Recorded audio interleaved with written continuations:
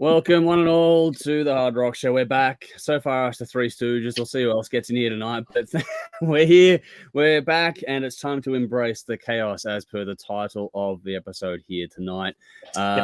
We usually do this once a few times a year, and this is one of those weeks where we're going to get together and we've got a few pre-prepared topics, and we'll sort of riff around on those ones, then bounce around with the audience, throw up in the comments as well. So if you've got an idea for an interesting conversation to have while we're doing the stream tonight for a couple of hours, jump in the comments and let us know. Also, while you're there, say hi. Let us know where you're watching from, all the usual stuff. But yeah, we're gonna have some fun with this one. We are embracing the chaos as always, or more so than usual, I should say, this time around. And so far this week we have Dave beside me on the screen and Jeff on the other side of the screen to me. So thank you to you two as well. We do know that Belle can't make it tonight. She's got a lot on her plate, so I'm tipping that we'll see how she goes for the rest of the year, knowing what she's got coming up over the next sort of 12 weeks for her.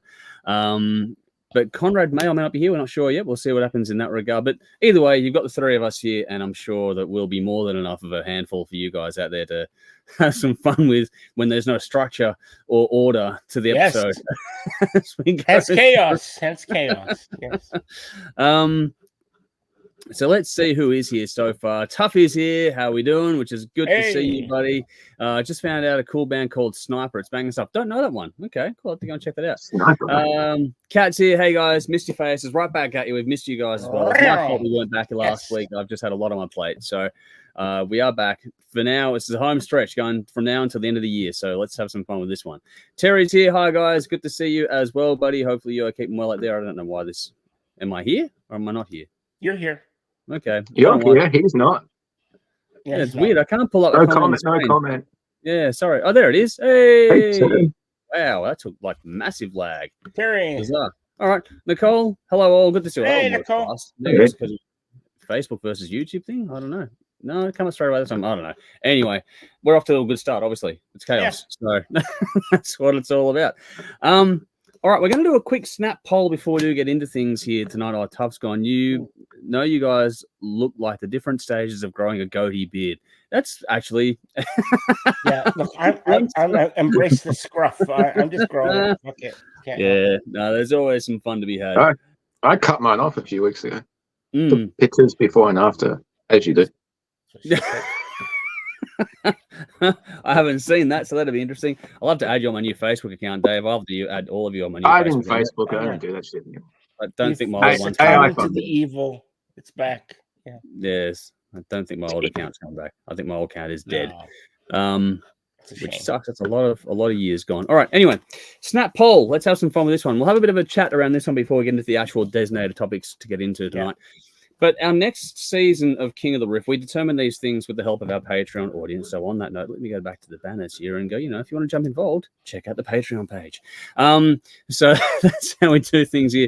We get a lot of our input and discussions and ideas and that with help from our Patreon supporters. And so we polled them to choose the theme for the next King of the Riff series. And we have a dead heat between soundtracks or Australian releases. Those are the two ones that are in there to play with. So on that, you guys get in the comments, let us know which one you'd like to see us attack. Would you rather see us go, a top 10 and battle them off between soundtracks, or would you like to see us do Australian releases? Get in the comments, let us know, because that is going to be determining how we start proceeding as in tomorrow. On that, let's do a quick little chat here around that, because what I want to do here is just let's get this started. So we were having a quick chat before we went live about what soundtracks come to mind. Dave, you are able to rattle off quite a few, actually. So how about you rattle off what came to mind in your head? Yeah, just straight. Yep. Straight off the top of my head, it was The Crow, The Lost Boys. What else did I say? Trick or Treat. Yeah. There was another one. I have short-term memory loss. I'm sorry. Freddy versus Jason, that's a good one. Yeah. I think that's it. What did you have? Spawn? Yeah, the movie sucks, but the soundtrack was pretty good. Yeah. Last Action Hero. That'd be a cool one.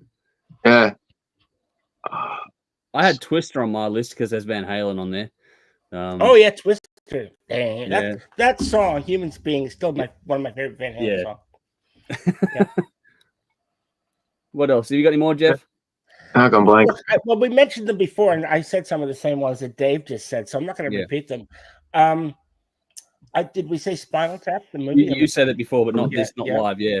So Spinal Tap. I had a buddy of mine. We were talking about Spinal Tap just yesterday, and he didn't realize that even though they're a fake band, they were a real band that released albums. They had a Black album, and their sounds went up. Their sales went up after Metallica released theirs because people bought theirs by mistake.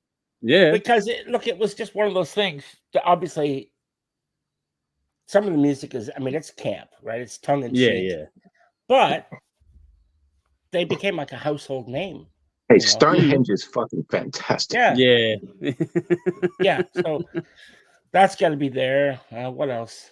I don't know. You'd have Iron Man from AC/DC. There's a whole bunch of AC/DC songs in Iron Man. Wasn't the Iron Giant? Didn't the Iron Giant have some metal songs in there? I think it had. I think it had Iron Man from Sabbath in the Iron Giant. Yeah, and we're not even including things like the like Through the Never, for example, from Metallica, and the recent Ghost one as well, for that matter. While we're talking about things like this, you could also, if you wanted to get really into the weeds, you could go Bon Jovi, Blaze of Glory. From Young Guns 2. And for every album, Eddie Vedder composed for fucking Into the Wild. That was a good movie. Yeah. And Queen of the Damned. Queen of the Damned. Jonathan Davis from Korn. That was a good one. Well, yeah, if you get further into it, you got things like Nine Inch Nails, Atticus Ross, and Trent Reznor. They did a few soundtrack stuff as well, some scores and that as well. So there's some interesting ones out there when you start digging into it. Let's see, we've got comments. There's some obscure horror movies that have like. Yeah. Michael's gone soundtracks as voted for me. Shocker. There we go. That's a good one. Nice guy. Right. What was it? Kings of Destruction with Paul Stanley and Tommy Lee and a whole bunch. That song just for the movie. Well, there was Megadeth did one. No, Mr. Nice Guy. Yeah. And like the actual song Shocker, that's Paul Stanley singing, Tommy Lee on drums, and the band was called Kings of Destruction or something. It was just a one-off song just for that soundtrack. I don't remember that. And Different Breed. That's a cool song on there. And what else is on Shocker? Fuck. Did Hellraiser have a soundtrack? You got the classic song. Yes. No, that Hellraiser 3 has the Motorhead Hellraiser, but the original, no. There's no soundtrack. Yeah. But there is some Hellraiser with metal. Yeah, for sure. Yeah. Here's one's getting some comments. Michael's got Monkey Grip. Saw soundtrack.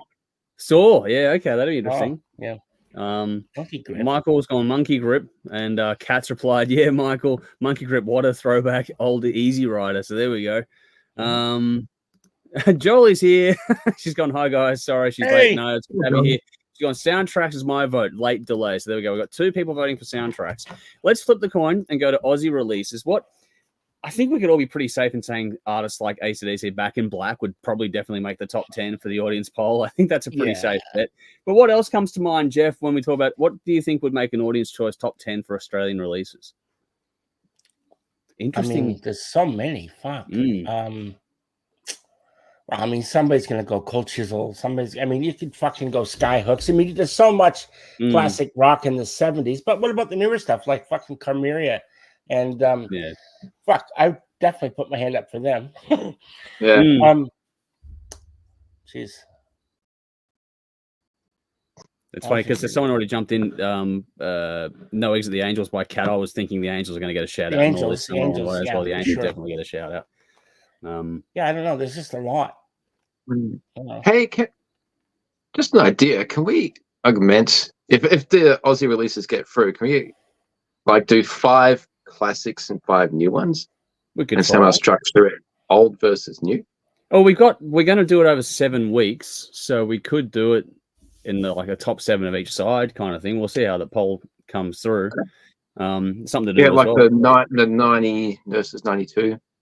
Yeah, because it'd be cool to stack the new up against the old. I mean, not many people give a fuck. I think some of the new is far superior to some of the old. I would agree. And people who've been watching our show for a long time would have been exposed to a shitload of those bands. So just a shame a lot of those bands are no longer with us or are calling it a day very soon, like Electric Mary. Yeah, it's unfortunate. Michael's chiming Rose Tattoo. That's another one that would definitely get the classic mention in there as well. We could also do it, Dave. so far it's soundtracks are getting the votes. So make sure you get in the comments. Let us know if you want us to do soundtracks or Aussie releases. So far, soundtracks are in front. We could also do it as a thing, Dave, or maybe we'd get the top 7 from the audience if they all give us all classics, and then we just between the 3 of us pick newer ones because we have the library and sort of go which ones do we think we should put up against it and just sort of see which one comes out on top. Is a bit of fun to do. Only reason I thought of it because I was listening to Tragic Earth yesterday. I'm like, fuck, they were a good band and they're gone and will never be back. You know what's Dave, you and I swear we're still on the same wavelength because on the TV show coming up this Saturday night, I revisited the Tragic Earth interview from 2016 really? where we had them do the acoustic performance on the set as well. There we go. So it was between the EP and the album. So it was that interview right between. I was at that taping. I was at that taping. Yeah. Yep. You're in the video. Am I in the video? Oh, wow. There you go. Is that the live performance? Yeah. Unbelievable. Yeah. So, there we go. Tough says Dracula 2000. That's a medal. Yes, definitely did. It did. And Jolly, I like Dave's vote. Sounds great. We're not getting anywhere. That's the way it goes. I never watched Dracula 2000. I heard it was shit, but the soundtrack apparently is good. Sometimes it can go the other way too. Sometimes you might get soundtracks that are ordinary and the movie's good. You just never know. Yeah. As long as none of us talk about the new Crow soundtrack, that can just be Can we not talk about the new Crow movie at all? Let's ignore that. That's some bin juice right there. Michael's gone, guys, get with the program. We are all old and your show has old Aussie so we're new then. Someone has to be cheeky. Somebody has to. Oh well, we'll do the new stuff. Heavy Metal, the movie Heavy Metal. I just looked at Heavy Metal. Yeah, that's right. Good point, Jeff. Well done. Top says it was shit and I left early. You talking about the new Crow or Dracula 2000? No, it would have been the Crow. Yeah, surely. It would have to be the new Crow. Fucking woeful. That's getting absolutely panned. I feel like I'm missing a good soundtrack. Fucking this. I'm sure we are, but it's just one of those things. Something massive. I don't know. We could do the AC/DC Who Made Who for the Stephen King Maximum Overdrive horror movie. Yeah, that's one as well. AC/DC have got a few like that in their catalogue. What else? There was another one too that lights coming on. Queen. Sound Magic. Yes. Oh, and you could go so far as Highlander. Yeah, sorry, that's what I was thinking of. Yeah, that's what it is. So Sound of Magic is the Metal Lords. Metal Lords. Yeah, Metal Lords. Yeah. Could throw in Stranger Things from the last season. So I have to bring Jaden for that one. She's got the CD. Cobra Kai as well. Halloween. Not the new season. Not the new season. All right. Yeah, I can go in the Halloween. Yeah. Yep. Like they've got the obligatory Airborne song. Like they have one song every season, but there's not an actual rock soundtrack. Like that was part of the show. It was like a throwback to the 80s, and now it's just no. It's lost its way, and Dave's disappointed. Dave's not angry. Musically, there's some storyline there, but it's just not exciting like it used to be. They better not fuck up Stranger Things, otherwise Jade will lose her shit more than I will. I will get sidetracked for a sec, but you know, Måneskin's her favorite band. The singer has his first solo album out. Oh wow! And they did the whole teaser videos of what could it be. So like a month ago, she's like, "Oh my god!" And it's just like that whole thing that we've all gone through, but it's her first time of one of her favorite artists. So it's just funny watching each day they're dropping something new, some new hints. And he removed the word Måneskin from his personal Instagram page. And all the Måneskin sites lost their shit. It was like, what the fuck is he leaving? But he's done interviews since saying, no, we're good. We'll be back next year. And now he's focusing on his solo stuff. Yeah. But the whole lead up and then finally the single dropped. And it's just funny watching her seeing this whole new side of this band. And that's cool. If you're into it, his new single's really good. It's kind of Queen-ish. Okay. But it's not rock, it's not pop. It's a really good fucking song. It's kind of a ballad, dramatic songwriting, but it just shows a different side to him. It's really fucking good. Okay. I liked it. Send me a link, man. I'll check it out. Okay. It was just fun seeing her with this whole lead up or something that like all the teaser shit that people do. New Dream Theater song tomorrow too. Cool. All right. Yeah. Have you seen that shit, Jeff? No, I haven't seen anything about it. Okay, jump on their YouTube or their socials, and for the last 5 days, each member of the band they've been playing a little 30-second snippet, and at the end they open their eyes. Like it started off with I don't know, John Mayung, and then it went through each band, and then Mike Portnoy today, each member, and then so aiming probably will be tomorrow. Okay, it's very cryptic. But do you reckon the full song is going to get dropped tomorrow? It seems like it because they did one band member each day for the 5 days leading up to New Music Friday, so guaranteed. Yeah. Cool. Oh, we'll keep our eyes peeled and see what happens overnight, I guess, in a short time. I've got some more comments here because Darren's chimed in with School of Rock. Of course, how do we forget School of Rock? I'm dumb. That has to be in there. Nicole's on Highlander, which we've touched on. Yeah. Michael says The Body. Roger Waters did the soundtrack. That'd be interesting too. Tough song. Wayne's World. There we go. Kind of horror movie about some dudes selling their souls to record dealers. Not only that, Airheads. Oh, yes. Airheads. And like Bill and Ted. Yes, Bill and Ted as well, definitely. Nicole's gone Rocky Horror. No, motherfucker. Deathgasm. Deathgasm.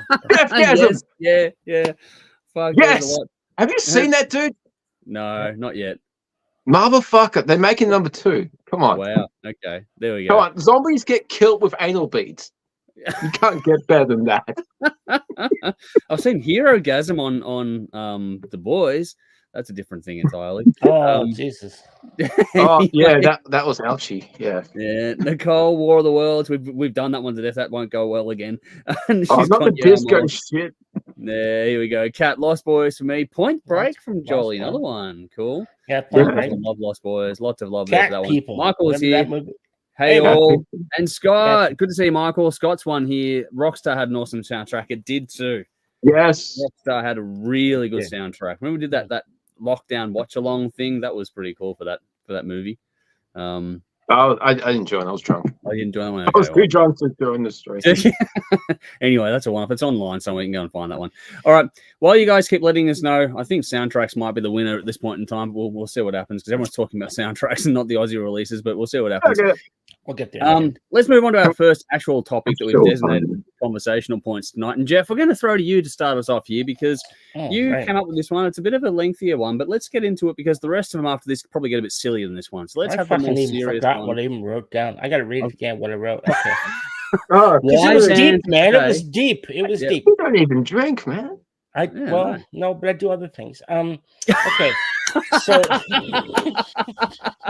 mate, get off the mat. It's bad. Yeah, that's it. All right. You'll end up unshaven and bald and wearing hats. Ozzy Osbourne. Yes, unshaven, bald, and wearing hats. Well, that's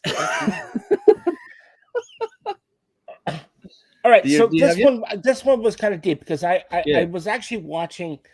I was watching an episode of Rick Beato. Yes. And it sort of inspired me to. I sort of took it into another direction. I sort of borrowed little bits and pieces from what they were talking about, and then went, okay, well, let's take that to the logical next step. So my question was, or talking point was, bands from today. There was obviously 2. Let me just get this and try to get my music down. You guys still there? We're still here, man. John, where the fuck? Where'd you go? You went. I don't know what the fuck happened there. I know see you, so you can't see me. Yeah. No, my TV just went into HDR mode. Like you just went black, man. And it went. Once you go black, you don't go back. It's funny. True. It's funny because before you get stuck into it, Tuff's gone the bodyguard. I couldn't resist, but at the same time, Scott's gone cocaine is a hell of a drug, and maybe that's what's going on tonight, Jeff. Could be. Anyway, talking smack. That's get it. Talking smack. All right. So anyway, no, I'm gonna get. Well, I reckon the second talking point I think is. We'll get to the first one later. I think the second one is probably the best one, which is. I said that I listened to a lot of music from the 1970s and 80s, right? And that's true, which is 40 or 50 years ago. So my question was, would teenagers from the 1970s be listening to music that came out in the 1920s or 30s, the same amount of time backwards. I don't think they were. Why weren't they? Okay, so what happened? What was the change? So I think that it's nothing new, because I said also you've got kids from today, teenagers, who are not listening to music from 40 or 50 years ago. They call us old men, right? Yeah. Old men music. We're the Dad Rock Brigade. Yeah. So what happened, and why is it that we are listening to that, but the same era going back to that era, they weren't? So that was my talking point. I have thoughts. Yeah, go on, Dave. Yeah, there's lots here, but each generation is going to forge their own path, whether you like it or not, and we all did that. Definitely. There's always going to be people that go against the norm. Like my daughter will listen to stuff from the 70s and the 80s. It depends on who your parents are and whether you like them or not. It depends on whether the music they listen to is cool or not. I think for myself in the 80s, I wasn't exactly listening to it, but I was well aware of artists from 20, 30, 40 years before I was born, like Chubby Checker and Richie Valens and the Andrews Sisters and Bobby Darin. Didn't actually listen or appreciate that type of stuff until I was in my late 20s or early 30s, but you're aware of it. Now you're not, because there is so much other things vying for your attention. Not to, like the smallest thing is like 30-second fucking TikTok videos that people are obsessed over. But I think the major difference between then and now is that there is a lot more things that are occupying your time. There's games, there is new music, and there's just a shitload of fucking content out there. So you have access to 100 years of recorded music. No one gives a fuck, because you've got peer pressure of what you should be listening to. You have your own personal taste, and then you have this overwhelming amount of music.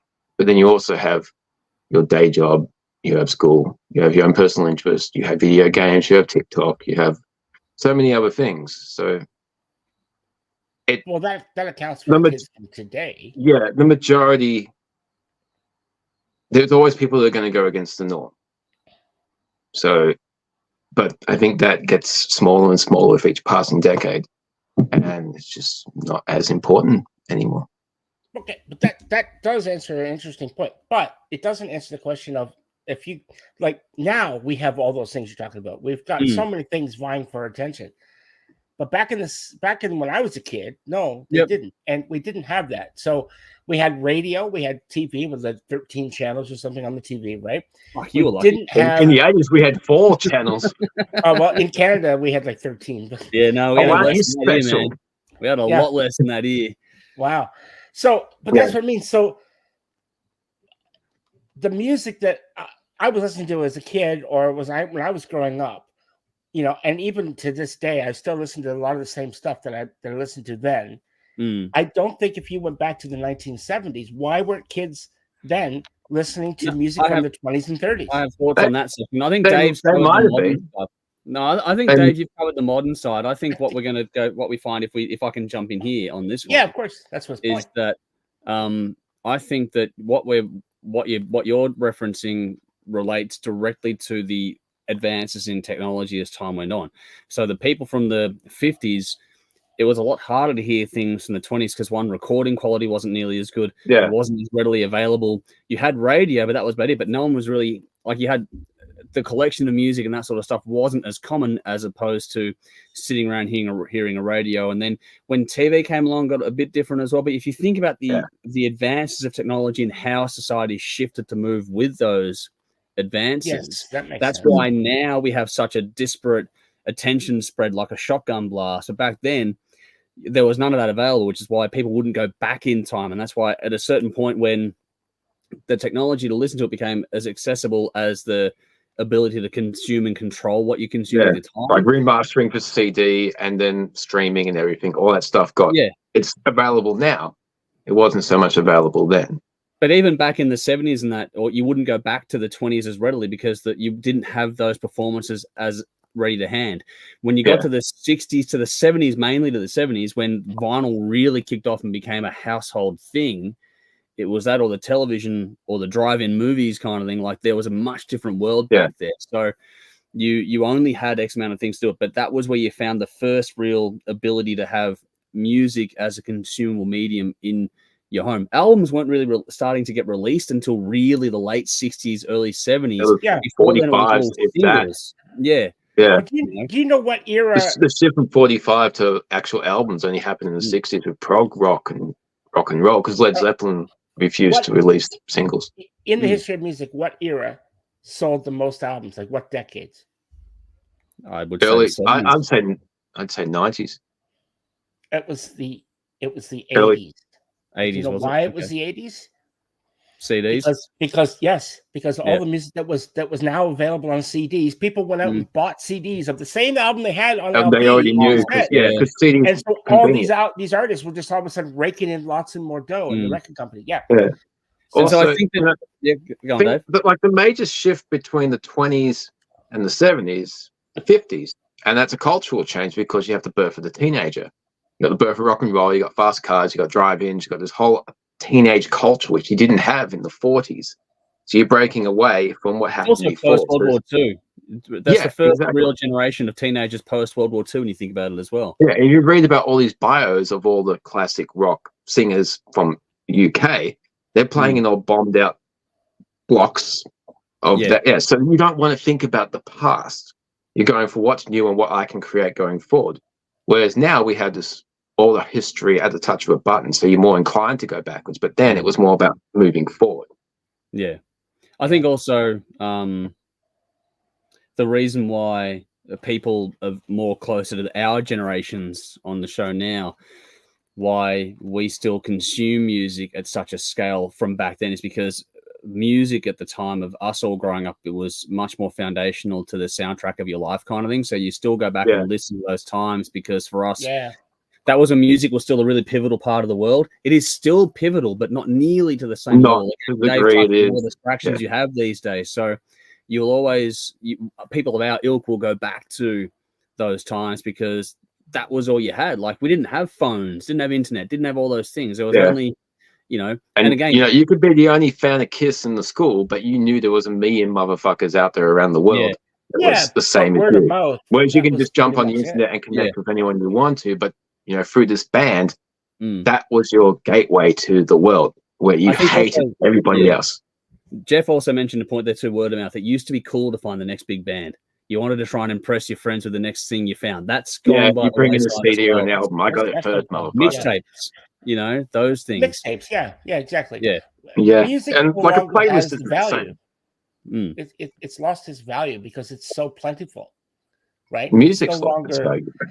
Music has lost its value. Yeah, it's definitely lost its value. Like not in a real world, like in a set value, emotional value sense, but just in a commercial. For our generation, though, but for the new generation, I would say the way the music is experienced has been part of its growth and its downfall. Like there was a time when you bought an album, you had a paper route to pay for your fucking album. You went down to the music store. It meant something. Okay. Or you went to the bank, you took out $10, you went to the music store, then you paid $10 for the music, you took it home, you went home, you ripped it open, you sat on your bed, you fucking looked at it, you looked at all the fucking pictures. You took time to consume it. Actually ingest it, before you even heard it.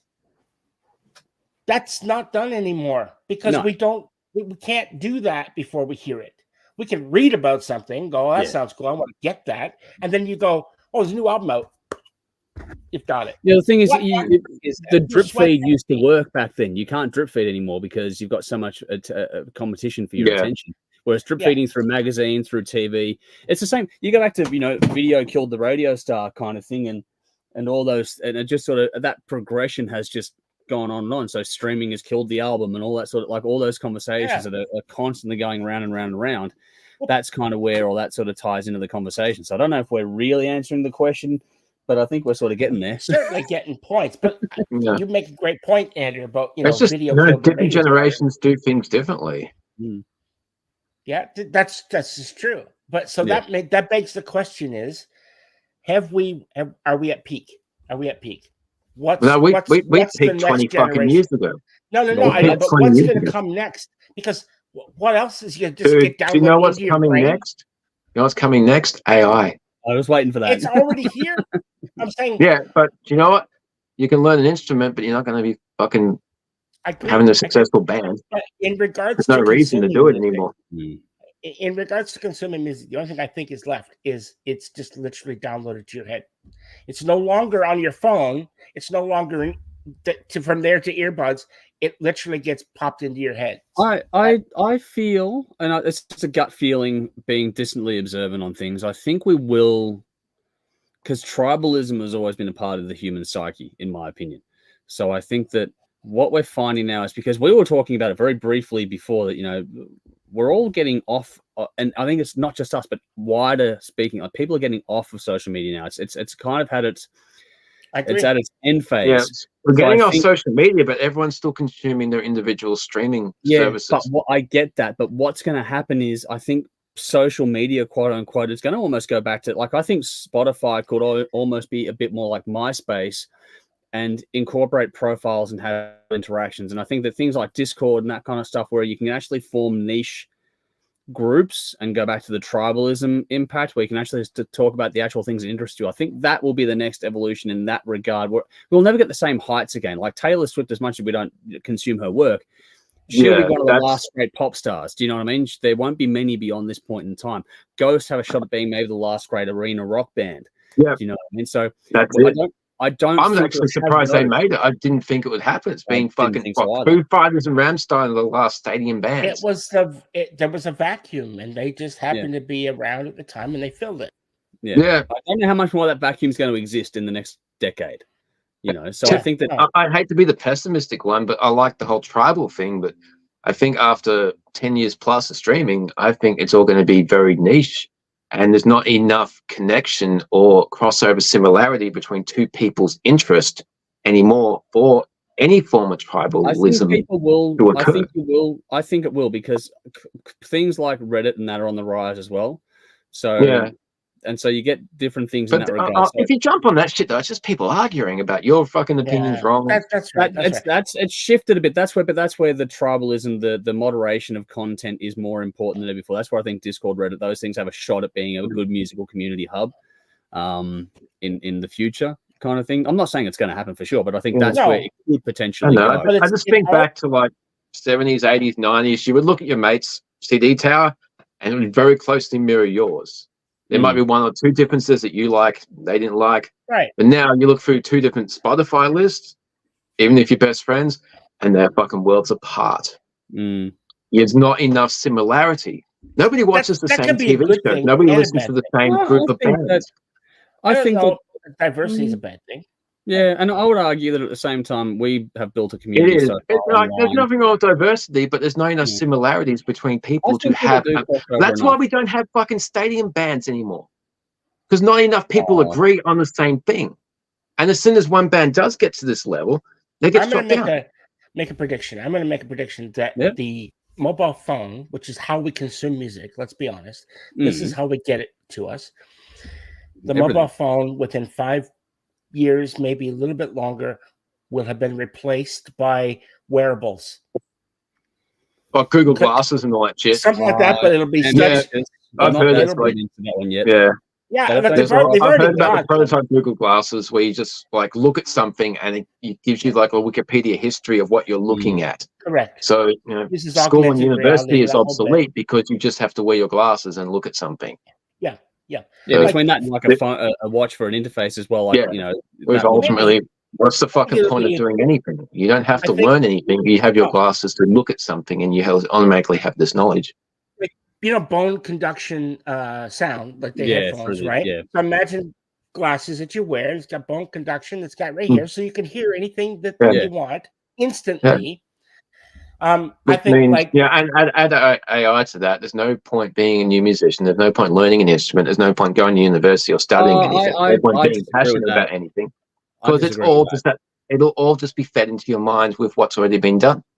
I think that the human spirit is always more creative than you give it credit for. So I think that there'll be a way and a means. Well, that's the whole reason of freeing people up by automating so many jobs. Yeah, but ultimately, nobody can make an income because everything's been automated. which means nobody can make a living, which means nobody has time we'll see to what create. happens in our. We got to, Dave. That's There'll be probably not even in our lifetime. that we can't even think about. There'll be new jobs that will become available that we can't even imagine. You know what? That's now. exactly what my daughter's principal of primary school promised us 14 years ago, and nothing has changed.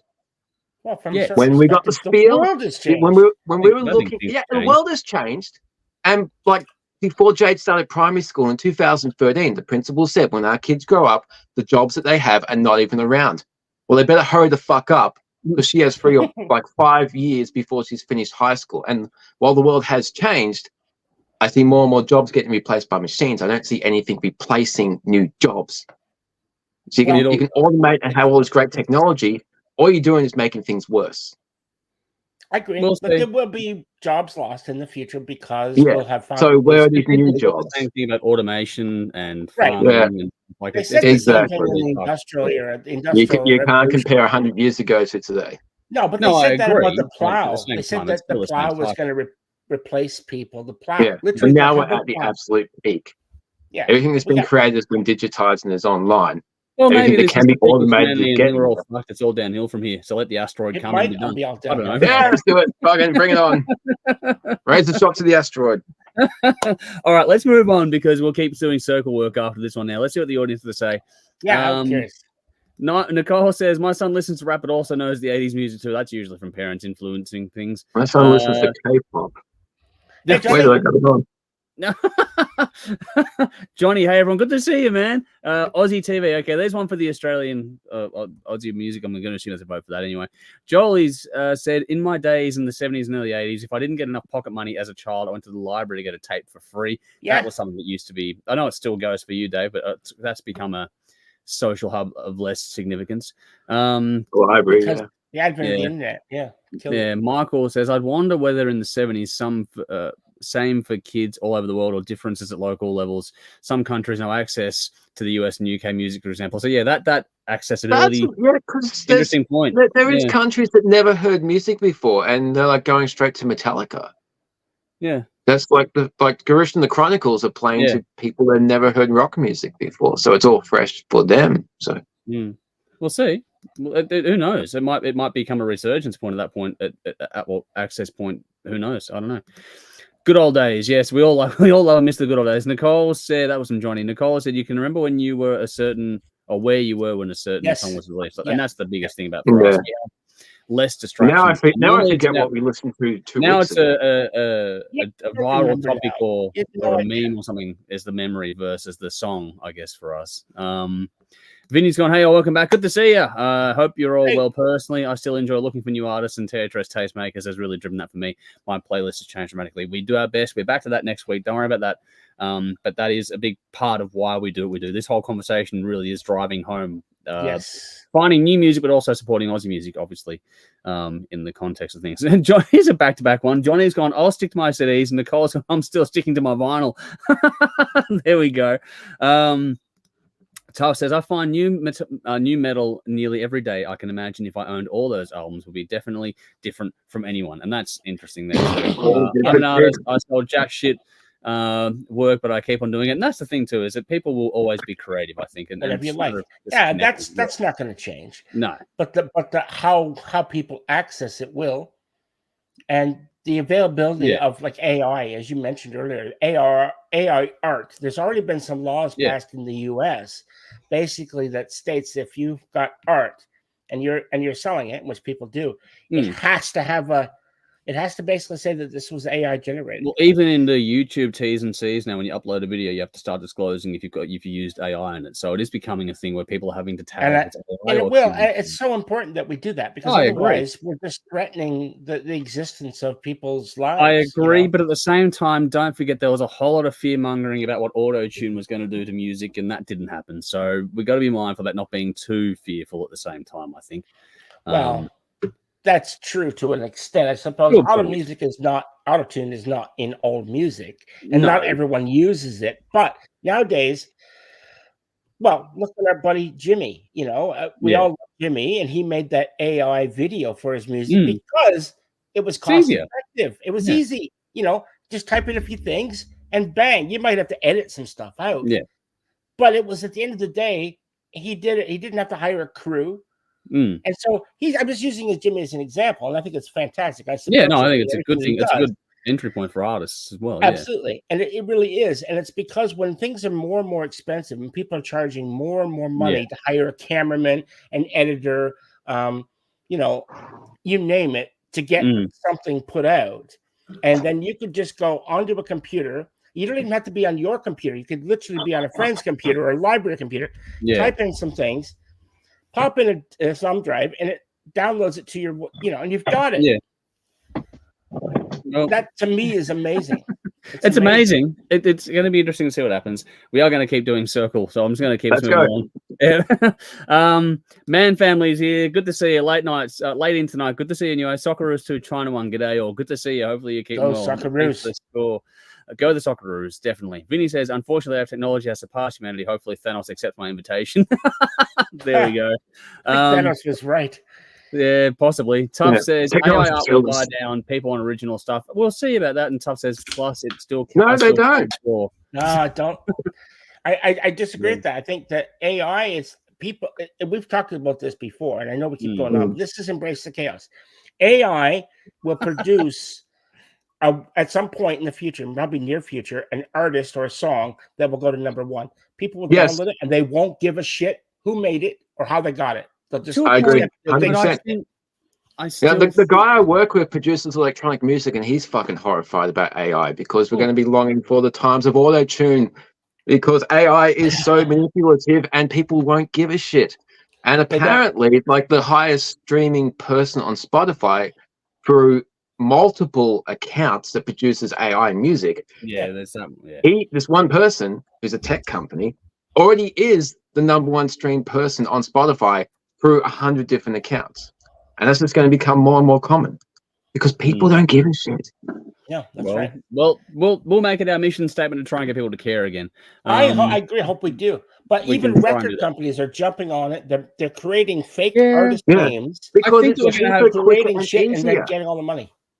We're going to create a separate tiered system out of this eventually. You'll have what people know and that to be the old record labels buying and owning everything.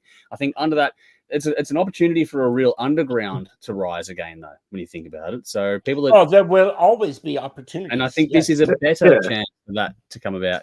I hope so. The gap gets bigger, the rich get richer, the poor get poorer, and that underground's going to get smaller. That will be a cry that people will say at some point. Bring back real bands. Well, it'll happen. It'll happen. It will happen.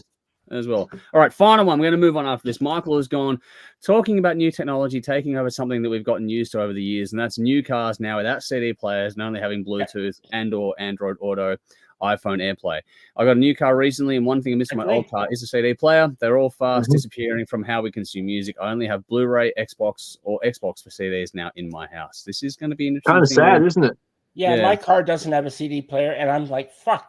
Mine does, but it's broken, like everything else in the fucking thing. I was going to say, Dave, your whole car's broken.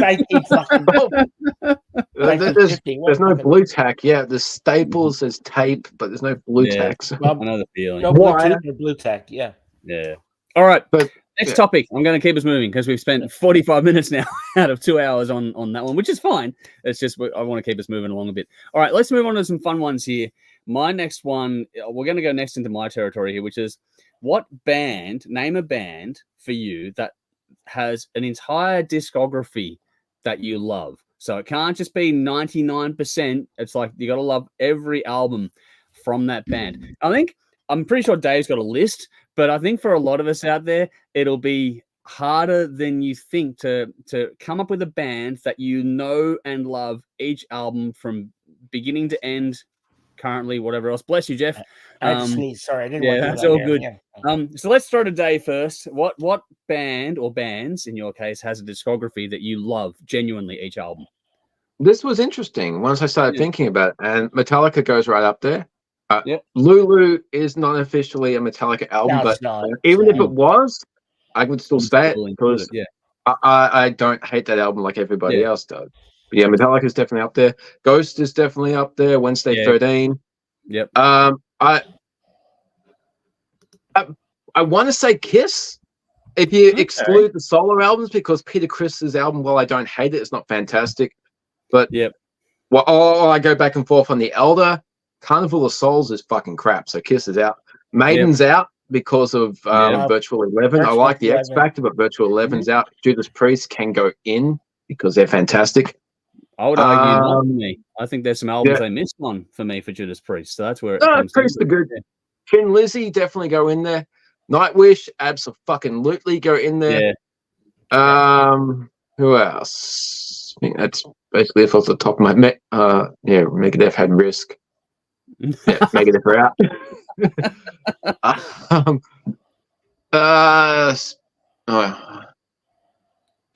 Guns N' Roses, obviously.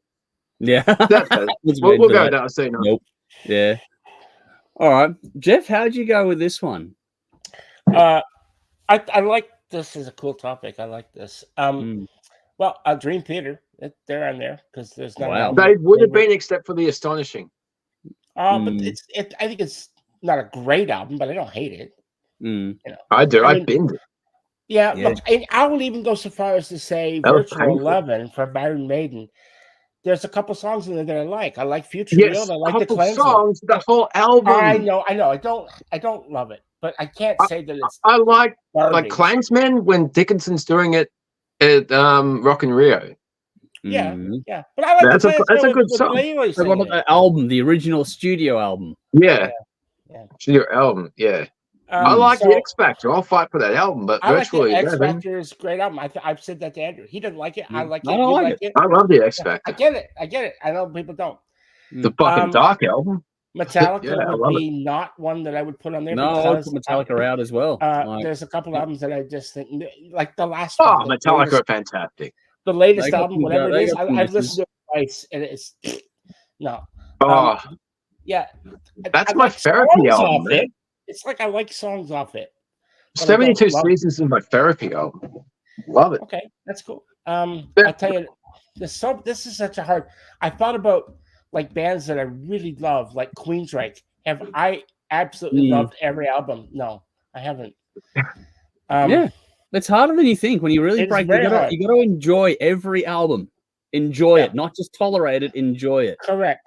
And that's why I put Dream Theater there, because I can enjoy every album that they've done. I just don't. I can't say I rate them all the same. And as Dave pointed out, the Astonishing, even when Dream and Day Unite, the first album, that's a fantastic album, dude. It's okay, but I think it's because it doesn't have James LaBrie on it, and I'm sort of associated with Dream Theater with James LaBrie and stuff like that. It's just one of those things. I was really sad when Dominici died. I love that. I was sad when he died too, but he didn't die back in '89. I mean, you know.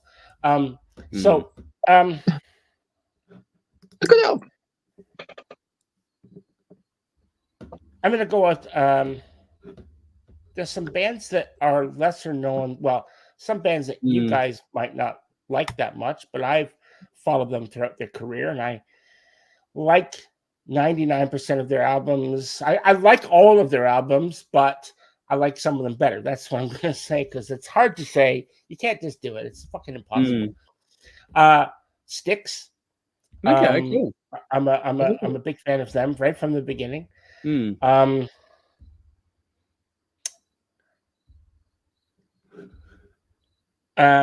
Toto. Yeah. Toto. Yes. Their last album. The album before the last album. Wow, fucking Toto 14. Holy fuck. They have one song, don't they? Yeah. No, Dave. They released an album in 2015, and I think it was called 14. I think it was called 14. That's 2015. It should have been 15. It's one of the best albums they ever did in their whole career. I was like, fucking, I was so impressed. But yeah, I've liked them a lot. So I couldn't say Ozzy. No, there's some albums in there that are just, Majority are good, but some of the last. Majority, I would say. The last two ones are great. But he's had some misses too. I'll put Black Sabbath. Osmosis. I didn't think Osmosis clicked for me, and I like Osmosis. Like some of the songs on Osmosis. I like Osmosis. The production's shitty. It's all digital and everything. Look, I'm gonna Sabbath. I'll put Sabbath there because I'll even say Forbidden. As bad as it is, there's some really good songs in there. As we know, we just did it.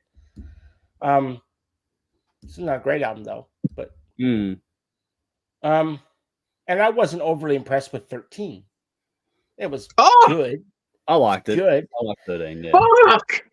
But I'm just not like I say. I like it. I just didn't think it was the best album ever. You know. I've been waiting my whole life for a Sabbath reunion. Do you know what? With this. The first thing I ever did for this show was a Black Sabbath special, and then we did 13 off the cuff. I was not prepared. It was just me and Andrew. I ad-libbed that whole motherfucker the first time ever. You did a good job too. Yep. Yeah.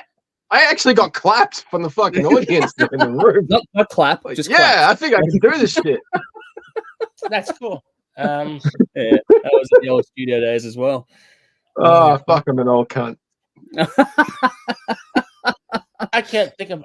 We used to do this in front of an audience. Now I'm looking at a fucking light ring. I know. Things change, man. I don't have a light ring. No, I need one. I don't have one. It's called anal bleaching. Oh, here we go. There we go. This conversation went to shit, didn't it? Yeah. Embrace the chaos. That's the point. The TV that I've got, I'm watching this on, which is a big 42-inch. It projects so much light, natural light. Well, I wouldn't say natural light, just light not natural. to me. Yeah. You watch us on a TV. Oh, yeah. I can't complain. Julia's watching us on a TV right now. I'm a bit scared. I watched you guys. The camera is literally at the top. She panicked when I brought this out. Okay. Okay, shut up, Dave. Let Jeff talk. No, I can't think of anything else. If I'd like to hear Andrew what he wants, because then I got a few on my list. No, it's like I said, it's trickier than you think. We'll go through audience comments after this as well. I'd make an argument for Dio's solo career. I think all of his solo albums were fucking solid. Even Angry Machines. A lot of people didn't like that one, and the last. That's an interesting album. Strange Highways. Yep. But I liked them personally. Mid-90s, you couldn't sell a fucking album because everyone went grunge. Yeah, he tried, but at least he was artistically still pretty solid. Yeah, he stayed who he was. Yeah. He didn't jump on the bandwagon. He did a little, but not as much as others. He did try a little. And the loyal fans stuck with him. Yeah, I think so. I'd make an argument for Motorhead. I don't think they released a bad album. I know not many as popular as others, but I think if you go through all the albums, it's consistent, standout, consistent songs all the way through. I don't think they released a shocking album. Especially over the duration of their career. That's a remarkable feat. Ghost, Dave mentioned Ghost. I don't think they put a foot wrong in any way, shape, or form. So in terms of contemporary, fucking brilliant. Yeah. I could talk for hours about Ghost, but I won't. I put Ghost on my list too. Yeah. But the other one for me, the one that actually first came to mind when I put this question, if I had to pick one, Rammstein. For me, their entire discography is fucking solid. I can't fault a single album. I love all of them, and every single album has great songs to get your attention. So you go from Herzleid to Open, and then you got Senselkreis, which has, Du Hast and all the other ones on it. But then Mutter would probably be like the high tide mark. But Reiser was good. Rosenrot was good. Liebes for Aladar is an underrated album as well. You got the self-titled album, which is an absolute fucking belter. I think between that next to Mutter might be right up there for their best album. But Zeif, the last one they did, was fucking fantastic too. So I think across their studio albums, I haven't heard all of them. I can't comment. Yeah, not even mentioning their live albums, which in some arguments could be better. But they just are a phenomenally consistent band all the way through from beginning to end, and I've not been disappointed at any point with any of their albums. Again, you get peaks and troughs. I'm going to chuck Aerosmith in. I don't think they've got it. I think they've released some misses. So yeah, for me, I'd argue they've missed. What about like as Jeff mentioned, it's like some are obviously much better than others, but they haven't done a really bad album. And I'll put Queen in there as well. Actually, Queen, yes, Queen haven't released a bad album. Oh, close. Hot Rocks, the disco. It redeems itself in the second half. We discovered that when we did the special last year. It's not fantastic. I'm thinking about it going, oh. That one moment, is that enough can it scrape through or not on that? Because I missed it. It redeems itself in the second half. Yeah, it's another one that's I'd put it in there, but I know I'm a diehard fan, so I might be a bit biased in that one. Yeah, I struggle with that album too, but I was surprised when I gave it a deep dive for the review that we did. It the makes second sense. half. Yeah. Oh, I forgot one. What? Rush. Fuck off. Their whole discography is a mistake. Never did a bad album. They didn't. They did. They honestly didn't. I know you don't like them, Dave, but that doesn't mean that they put a bad album out. You don't like any of their albums. I like their music. I don't like their singer. I'll make you a cassette. Well, I'll make you a CD. No, I can't do that anymore. Forget it. I'll make you a playlist. No, don't make me a CD. I've heard enough, Rush. No, but I'll make you a lot of them. Well, no, okay. I'm saying I got one. Yeah, Opeth. That's for Bell as well, I think. Yeah, Opeth. Wow. No, yeah. Opeth haven't done a bad job. They're fucking good. But what was that gift she put into the chat the other day? That was Thomas from Nightwish. Nightwish. Okay, there you go. Like I said, Nightwish. Everything they've done is fucking perfect. Yep. I thought Zeppelin. You could argue they put out. What album was bad? We did that discography. We knew there were some ones that weren't. There was some ones that were great, but there was some good songs. Coda. Is Coda an official album? No, it's not. No, but even before that, you can feel the wheels falling off on that. Like In For the Outdoor. Yeah. No, I wouldn't rate that. No, there's some great songs on there. But we listened to it the other week and I barely remember it. That's not a good album. Yeah, it's not a good album. Like Presence, that's the last Zeppelin album. Yeah, I'd argue that too. To be fair, the last real one, the solid album from beginning to end. The other ones you can. And like everything that was going on with that band personally, that like the wheels had fallen off. It was done. Yeah. Would you think that they would have continued had John lived? They would have probably continued. You know, I think they would have taken a break for maybe a decade. Even would have, because they've really like Robert Plant got over it and he doesn't touch it. Like I think that he's done. Like, and I don't think I think he reluctantly did that reunion 10 years ago, 15 years ago. I remember reading in his book he didn't want to do it. He was pressured in. And that's where I don't think that they would have continued on. I think they'd run their course. I think he was just done. Like some bands would just like, even if Bon Scott was still alive, he would not be in AC/DC post 80s. No, maybe not. How about it's just the Beatles? I would argue they've got some misses in there too. You went what? What's bad? Ooh, fuck, hang on. Oh, dude, she's watching, man. She's watching. I know she's watching. But I don't have to go back inside, man. I'm in my own little safe space. So He said it. See, I'm not convinced on the White Album, for example. Oh wow! Like, you know what? If it wasn't for Exile on Main Street, I would say the Rolling Stones. But I don't like that album, which is like blasphemous, apparently. But no, but they have everything else I like. Yeah, they did have some misses, but I don't know. I mean, not many. You know, there's a reason why they've been around. Just for the long career that the Stones have had. Holy shit. Yeah. Okay. Pink Floyd. Yeah, I would agree. I would say Pink Floyd has probably not missed anything. Like, there's some much better and well known than others. There's some Pink ones Floyd, that no one. There are some really weird albums, but.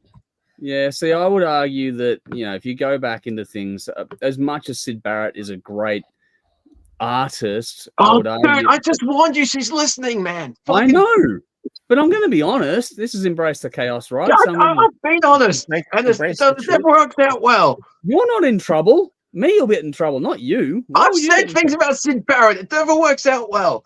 But if the Piper at the Gates of Dawn, interesting, entertaining. I don't know. Okay, well, all right. How often do you go back and listen to it? Genuinely, I don't. Well, genuinely. I didn't say it was. I just said it's pretty. But anyone, good. I've listened to it. It's an interesting place to start. But I'm throwing it up. 69 Eyes. They do nothing wrong. There's a great, consistent fucking discography for you. But I'm not going to sit here and say that I adore the band like you do, Dave. Well, I've heard every album and they're fucking great. Yeah. So they changed a lot. I'll defer to your expertise on that band. Damn right you will. Let's see what the audience got to say about this topic here. Michael says Dio, so there we go. Nicole says Rainbow, and Dave's going to disagree with that already. Michael, interesting one here. Michael's gone The Warning. They don't make a bad song. So far, they haven't put a foot wrong, The Warning. Oh, the Vintage Caravan. So far, they have not put a foot wrong, The Warning. So I'll agree with Michael for now, yeah. Nicole, Saxon, they are remarkably solid across their career, actually. Yeah. Not as well known as they should be, even though, I think that's a good call. I think that might be a very good good call. I think she's nailed that one. Yeah. I can't think of a bad album. No. So, no, I think Saxon are up there. Consistently great. Yeah, they didn't release any misses. So, yeah, no, I think that's a good point. Jolie's gone Def Leppard. Now, I would agree personally, but people don't like Slang, for example. So, yeah. No. Yeah, I love Slang. They released a lot of shit albums. I think probably the last 10 years has just been...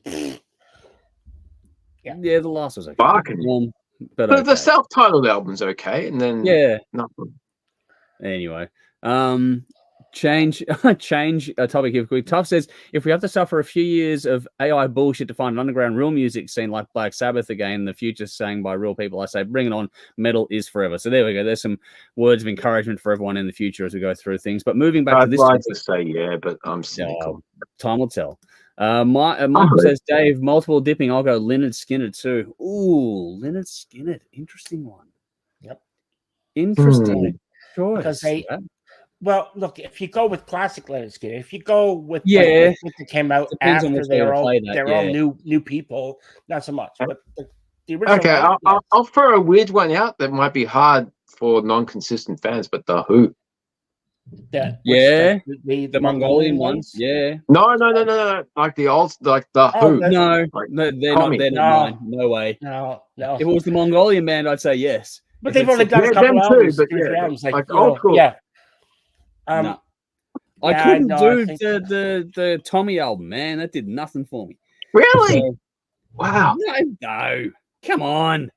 The movie makes me laugh like fucking what the hell drunk fuck are you on? But it's not something you're gonna go back to. Yeah. I love Tommy. Tommy's great. I get why people like it, but it didn't do it for me. So I understand why people like it. There are a couple of lesser cool songs on Tommy, but there's some fucking like the Acid Queen. Forget about Pinball Wizard, but fucking Acid Queen is cool. Yeah, but it's actually kind of creepy of an album as well. So there we go. Yeah.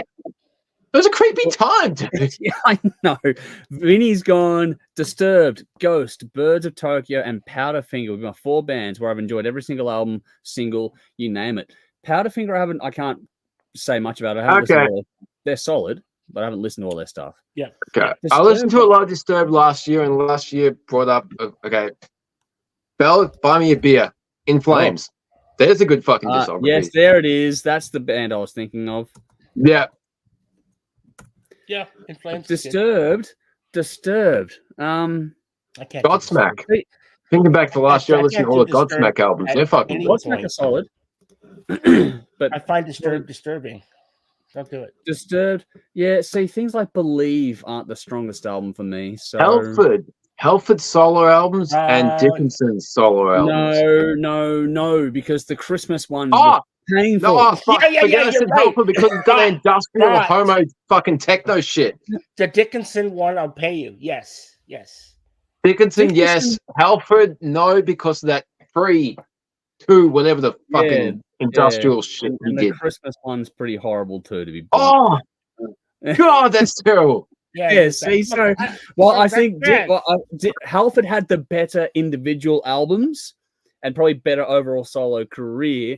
The flat spots were fucking flat. He had the highs, but he had the massive fucking lows. Whereas Dickinson was pretty consistent all the way through. I would argue for Dickinson. Slash solo albums. Wow, I haven't checked out the last one yet, so I'd want to hear that before. It's like traditional blues, man. It's fucking good. I'd want to hear it before I make a call on that. That's all. I haven't heard it, so I can't speak to it. Michael's on Grinspoon be another one for me. Interesting choice. They had some cool stuff early on. I'm gonna say an artist none of you guys even fucking know. What? Colin James. Don't know. Don't know that one. Yeah, you're right. So there you go. If anyone in the comments knows that one, you know who the fuck it is. Yeah, everyone disagree with me. Colin James. Awesome. There you go. Nicole's got one here. Cream. Yeah, that white room. Yeah. I'm not 100% on each one. Like, fuck yeah, put Cream in. I'm not familiar with every. I only had 2 albums for me. Yeah, there's an album called Eric Clapton, The Cream of Clapton, and that's all you need. That's all you need. That's it. Yeah, but old school Cream albums, it's like I'm gonna have Doors. Speaking of old school great albums from great bands, how about Creedence? Creedence Clearwater. Yes. Ooh, They don't know how to write a bad song. Yeah, no, I think that's a good one there too. Creedence Actually, another modern one, Eclipse. Yeah. Oh yeah. Fucking yes. And Heat. Yep. Yeah. They just know how to write. Crash Diet. Yeah, not as confident for me, but yeah. And look who we got. We have Conrad joining in very late. There we go. He's here. Motherfucker, where did you get that hat? Better late than never. Yeah. We'll have to. Apocalyptica. Nice. Yeah. Okay. You're thrown in the deep end, dude. Name an album name a band whose discography you love without any any flat spots. Yeah. Perfect discography from any band. It's tough. Megadeth? It's not Megadeth. They're one of my favorite bands, but it's very difficult to pick one band. I don't know. It's so hard. I wish you could have heard who we picked because there was some really good ones in there. Yeah, it's very difficult. Megadeth released Risk. Well, I mean, I'm not fond of. I don't mind Risk actually. It's Super Collider and the last record. I'm not fond of actually. Okay. Super Collider's not good. The last album was. Last time I didn't like. I went on the record. Was all right. Dystopia was much better. Dystopia was okay. Yeah, I didn't mind that. So I don't know. Well, you have a thing, Conrad. I'm going to go through more comments. You've obviously put me on this. Yeah, you have a think for a second. We're all on the spot, man. Yeah, that's the whole point of tonight. There's no planning with this shit, man. This is chaos time. All right, chaos. Johnny's on very hard. Motley Crue. 2 words. Generation Swine. Off. That can fuck off. Get fucked. Generation Swine is a horrible album. That's a shit album. And the self-titled album is fucking crap too. I think I had one song that was decent. That was there, Afraid, and everything else was just. And it wasn't even a great song. But I self-titled Motley Crue is shit. Generation Swine is better than fucking self-titled. I know you don't like it, Dave, but I liked that one. Speaking of Crue, they just released a couple new songs, which I didn't mind actually. Who? Crue just released a couple new songs. Yeah, forget about Crue. Okay, here's one. Alice in Chains. Yeah. I like all the later stuff too, so I'll go to bat for Black Later Blue and all the other ones. Yeah. I will go to bat for those. Put Dinosaurs here. That was the right pick to continue that band with that singer. I agree. Alice in Chains, I'll take it. Anthrax? What bad album have they put out, really? Good question. It's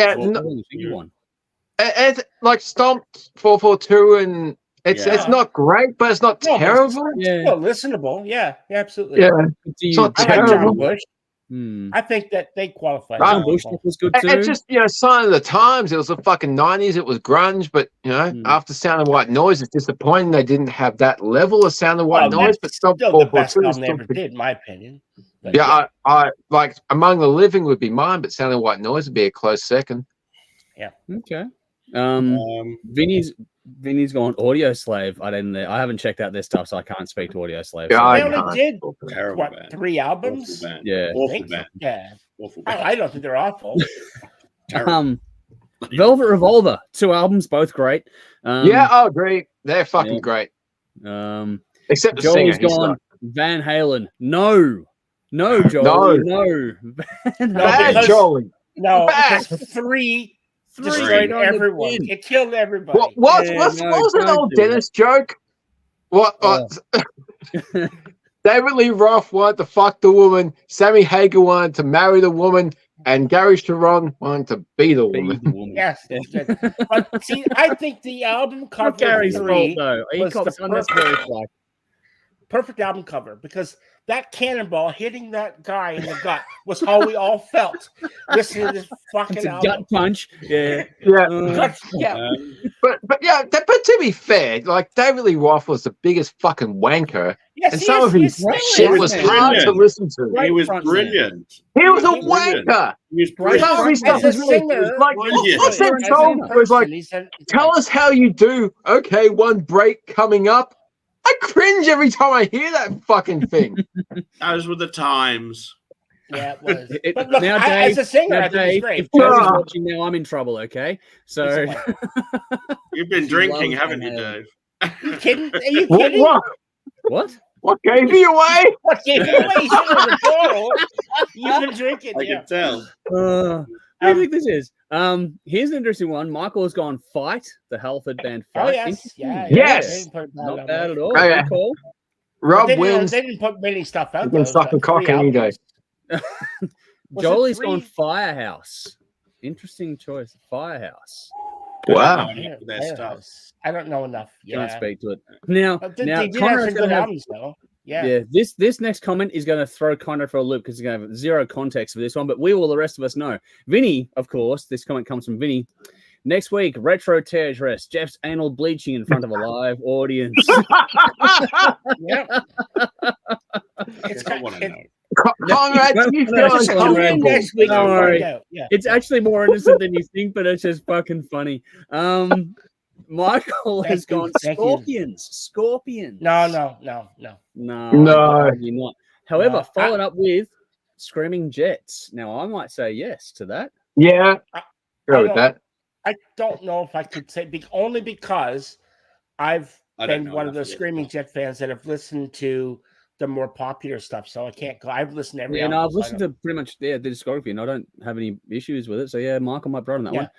Yep. Vinny's gone AC/DC can make a case for not having a terrible Trainwreck album. Yes, terrible Trainwreck, yeah, but Fly on the Wall, not a good one, man. I like Fly on the Wall. That's the last two AC/DC albums I don't like. That's why I didn't mention Fly on the Wall, the sound sucked. I like Fly on the Wall. The songs on Fly on the Wall are great. I love that album. But like the last album I just couldn't get into, and like the last one with Black Ice? Black Ice. Yeah, I like Black Ice. Yeah. I like Stick Up a Lip. There's some good songs, but there's too many. And by the time when that album drops, it's just like, fuck, this band really does write the same song over and over. It should have been a double album, probably. Probably, yeah. It might have been. No, they should have cut half the fucking songs out. Or the same for the next. I was done by then. Oh, Vinny. I see some comments coming up. I'm going to try and get through this ones quickly now. Bash says, Cold Chisel, The Angels Heat. Ooh, interesting choices there. Jolie's gone Skyhooks. Can't speak to Skyhooks all their albums. I can't either. I know they're what I've heard I like. Well, but not all their albums. Yeah. Tough. I'm going to disagree, man. Manowar. I love all their stuff. I don't. Oh, fuck it. I got one. Yep. Alice Cooper. I disagree. He's got some flat moments, but he hasn't done a truly bad album. Yeah, but in that context, I don't love all the albums, and that's the weight of the question here. What's the discography you love? The albums that he did just before Constrictor in that era, in the early 80s. There's a flat moment in the early 80s to the mid 80s with like Dada and Zipper Catches Skin that aren't fantastic. Yeah, but they're not terrible. No, they're not terrible. But he almost at that point he was a formula type writer. Yeah, by then. In his defense, he doesn't remember making them. I know. I did read that. May or may not be a good defense. But we'll see what happens. Simon has asked, would you guys go to see the Sammy Hagar Best of All World show? If I could, I would. Yes. Sammy Hagar is one of my favorite singers of all time. Yeah, I'd go and see Sammy Hagar. Yep, I would go. Here we go. This is one for Dave's heart. Cat's gone. What about Thin Lizzy? I'm going to say no. I said Thin Lizzy. They haven't done a bad album. They've done albums that are better than other albums, but they don't have an actual terrible album. No, man, the first couple of albums weren't that great. But they're not like the Thin Lizzy we know and love, but as a bluesy trying to find your way. I think it's very hard to find a band that has done. Yeah, no, I did say it's a hard. It was my idea for a conversational topic, and it is tough. We did struggle to find a list. We're just now going through audience comments. It's not an easy one. The first four Thin Lizzy albums are fascinating of a band trying to find their way, and the fact that they got made and the record company continued with them. It wouldn't happen today, but that doesn't make the album good until album number 6. Doesn't make the album good. Just means it's historically important, yes, but good, different. They're good. Not album different. Like to different degrees. But... I would agree, Jeff, with Symphony X, except for the first album. That one, not in love with it. I was back and forth on Symphony X, dude. Everything beyond the first album is fucking A1. The first album with the different vocalists, That's what I said. That's exactly what I said with Dream Theater. Same thing for me. Yeah, well, there you go. Vinny's fucking playing with fire now, saying Creed. Hey, I actually don't mind their discography, but hey, that's me. Nicole's gone Bob Seger and the Silver Bullet Band. I can't speak to that one, so I'm not gonna. Yeah, I agree. You agree? Stuff. Leonard's gone. Ooh, got some comments coming up. Leonard Skinner from Simon there. Fuck it. Keep this conversation. I'm going to look for my CDs. This is a good conversation. I quite enjoy this one. This is a good one. Michael's gone 12-foot ninja. Never put a foot wrong either for songs. I could go listen to their discography from start to finish anytime. I agree, actually. 12-foot ninja, every fucking album, banger. Wall-to-wall banger. I reckon they're great. How many did they put out? 3, I think it was in the end, from memory. Okay. Yeah, but it's easier when you only have. But they did some EPs and as well. I think the total discography, including EPs, I think was about 5. Yeah. And when you don't have that much material, it makes it easier. Well, the longer your career, the harder it is to do this. Right. So. You could say the Southern River Band. Fucking every album they don't have that many albums, but every one has been great. Yeah. Toe Hider. Toe Hider, yeah. I'd agree with Toe Hider. Yes. Yeah, he doesn't do anything wrong. Doesn't do a bad thing, that one. Mike Mills is a gun. Vinny has gone the Butterfly Effect Like Thieves. Do it for me from end to end.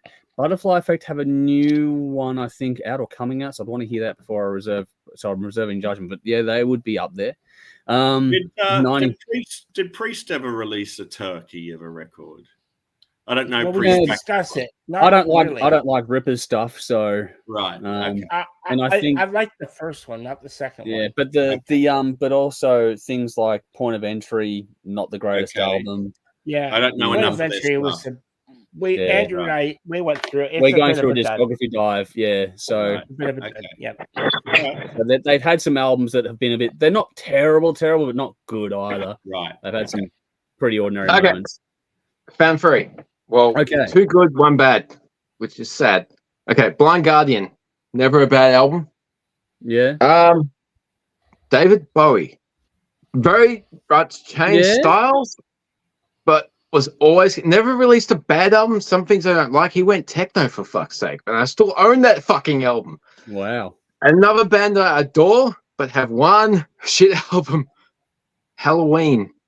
Yes, I agree, Dave. Yeah, I know. Chameleon. It wasn't for the one Chameleon album. is a fucking terrible album. Yeah. If it wasn't for that, they have like 20 albums out.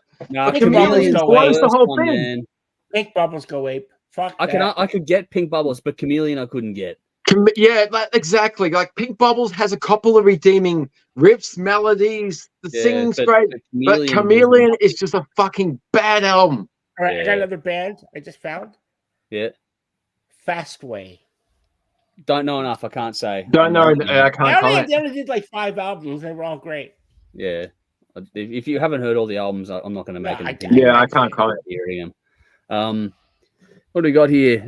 BB King from Nicole. Again, haven't heard all the work, so I can't speak to BB King. He's got millions of fucking singles, but he's got and like John Lee Hooker, Howlin' Wolf. Yeah, all those old Delta Blues guys, they're perfect. I'm gonna get hated here, but I'm gonna say Muddy Waters. U2. U2. Fuck off! They forced an album on everybody. Fucking hell! Putting me in the bin. Well, all right, fine. I'll come out with a Trump's toupee because he's already in the bin. I threw him in there a long time ago. They will call you Dickie Knee like that. I'm going to say the Police. I don't think the Police. Fuck off! Yeah, I hate Police. 5 albums. I hate Police. I hate the Sting. You love Sting. Love the Police. I love the Police. They've only did 5 albums and they were all great. Yeah, I haven't listened to all of them. What I've heard, I've enjoyed, so I can't speak to it. But yeah. No. Another band with not a huge catalog, but one that I'm inclined to agree with. Michael's on Living Color. I reckon their albums are good. Even the last one, Shade. That was a really good album too. That last album was good. It even appealed to me, for fuck's sake. Yeah, so I reckon Living Color are probably underrated band in this conversation. Banjo, good to see you, Banjo. Rothwood's a poser. He had a great voice, just a poser. Sammy Forever from Johnny. Agree with Screaming Jets. Tuff's gone Blind Guardian. So there we're going. Tuff's also said Sabaton, Dave. Sabaton. Yeah. Yes. Yeah. There's one. They're always they're solid. They're actually really solid. Fuck yes. So hard to dispute Sabaton, to be honest. Going local, Vanishing Point. Yeah, agree. We had 12 Foot Ninja come up in the conversation before, which I agreed with. Toe Hider? Yeah, Jeff said Toe Hider in the back of 12 Foot Ninja. We all agreed on that one. Yeah. Fozzie. Hey? What about it? Fozzie. Fozzie, yeah. I'll agree. Fozzie. Yes. Arcane Saints. Arcane Saints. Arcane Saints, yeah, I'd agree with that. Yep. Tragic Earth, definitely. Fuck yes. Small sample size, but yes. Yeah, like local. Electric Mary, I'd say Electric Mary. Yeah, they're consistently good. Chimera. Massive, yes. I'll fucking go back for that. In their catalog, I'd put Massive in there. Emperor. Yep. Yeah, Strange Conditions, a bit of a tougher one. It's good, but it's a tougher one. Can of worms, man. We're opening up the local I'd actually argue Dead Sea Ruins. I presume. Yeah, Dead Sea Ruins. Holy fuck! Yeah. I remember that album about 2013. It was like what Ozzy would have sounded like in Black Sabbath in the 80s. Yeah, that was a good fucking album. Yeah. Another what were you going to say, Conrad? I presume today we don't have the same structure. Not format. No, this is Embrace the Chaos. So this is just Black Star Riders. Okay. Yeah. Random topics. Let's move on. Jolie's gone to vinyls. Interesting call there. Bash has thrown in Uriah Heep, Kansas, Joe Camilleri, and John Lennon. Vinny says NXS were consistently good during that era, even with JD Fortune. Interesting choice there. Banjo's gone. Chameleon was an acquired taste. Nicole says yes, Jeff, a fast way. Chameleon was no taste at all. I've got somebody I just love for Fastback because I think they were great. Yeah. Michael, I think Dave did not look at CDs. He went and asked his missus. And on that note, he's dropped out again and coming back in. I'm back. Back. Yeah, I know. It was just funny the timing of that one. Tuff says this would be easier if it was bands who has songs you still hate. Okay, well, that's maybe another one. Kevin, I've missed the show for the last month, and I was looking forward to hearing to adjust to your just say you'd sue. Horrible band. Fucking horrible. That's the next. What bands are truly horrible? I'm sorry, man, but that album they forced on everyone's fucking phone was an abortion of a record. That was okay. Maybe bad. All right. Maybe I'll. Which bands are truly horrible? Rush.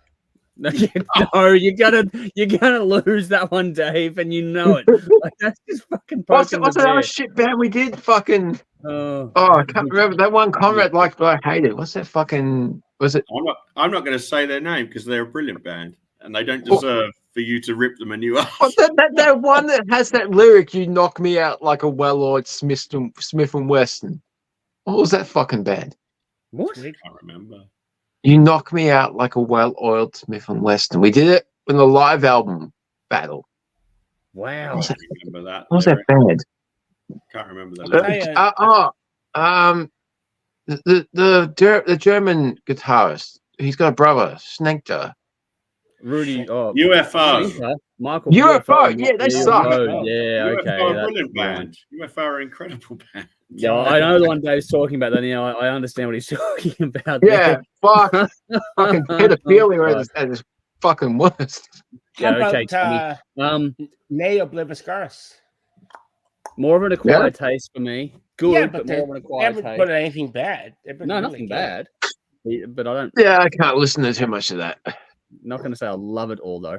Tuff's gone Backstreet Boys. Well, you know what I'm going to say to that. Nicole though has gone Dead Lettuce Circus. Interesting choice. Johnny's gone Black Majesty. They're a solid band too. Yes, they are. Sisters Doll. They're fucking always great. Yeah. Michael here was one. Slash of Miles and the Conspirators. Another one for me. Yeah. Love all the albums. I think that's a very solid outfit too. Going back to Chameleon, Banjo's gone for a diehard Halloween fan or something to lull you to sleep. Yeah, well, not a good album. Tough they on you forgot about guys. the hell and just focus on the ween. Yeah, I know, right? That's just about it. You guys are the Simon Cowell of metal. That's going to tough. Cat's gone, fuck up, miss this, love, embrace the chaos. There we go. It's fun. That's it. Banjo's got Hot and Ready by UFO. That was the song. Vinny, Alvin and the Chipmunks are never out of that album. He's got a point. He's got a point. Oh, fuck. That's great. Remember back in the day when you could just spin up any album you wanted to and you just sped it up and you could play like the Chipmunks? Yeah. All right, let's move on to another one. We've got a couple. I want to try and get through a couple more before we get out of here tonight. Quickly here, one from Michael that was in Patreon that I think would be a bit of fun to revisit. We try and keep these ones lighthearted now. Okay, this is all the fun stuff, so try and keep it fun or sarcastic, as Dave and I previously discussed. But one from Michael was give an opinion on dealing with a non-metalhead world as a metalhead. You know, what is the struggle of being a metalhead in a non-metalhead world? And I'm going to go first on this one because I've got something in my head straight away. And I'm going to go with explaining how Eddie Munster from Stranger Things is such a relevant character to all of us.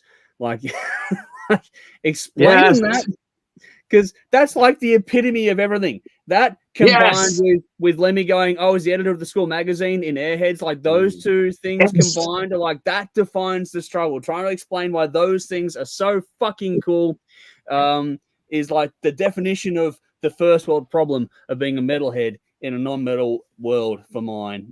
So I'm going to go with that. Dave, do you have something in your head? Or if I can jump in, like fucking, I'd love that show. And then season 4 drops. It's 1986, and like the whole Marshall Puppets thing. But they bring in this Eddie Munson character, and then suddenly, metal is cool. Yeah, and you have people jumping into the metal bandwagon. But then you have the old people in our generation. It's like fuck you. And then you get people that are being called, you stop being a gatekeeper. It's cool if people are bringing into the metal world. But it's like, well, fuck you. 30 years ago, you cunts were being absolute pricks to us. Yeah. Like the fucking hip-hop world, the techno world, the mainstream world, the fucking normal world. You were all being absolute fucking cunts. And that shit doesn't go away. We don't forget about that. And it wasn't just high school. It was everything for the last 30 fucking years. But suddenly, metal is cool in the mainstream. What I found funny about all of that was the kids that discovered Metallica through Stranger Things at first thought they were brilliant, thought they were great, and then the woke brigade got fucking upset because Hetfield had displayed some German.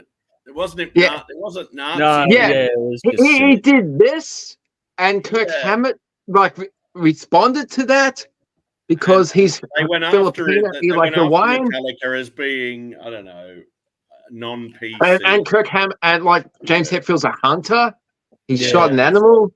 And they bring up anything. As soon as something gets into the mainstream, they'll fucking deep dive for any little thing that you can to take down something that's popular.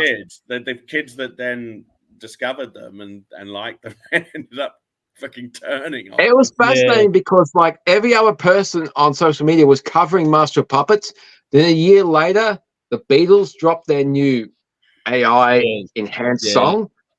That's why I brought up that whole Metallica are bigger than the Beatles, because it was at the time. No, The video made that song more than the song itself. I want someone to go back and replay. I'm fucking sure that Andrew said Eddie Munster instead of Eddie Munson. I did. Yeah. I did. I'm sorry. Okay. But that whole Eddie Munster thing.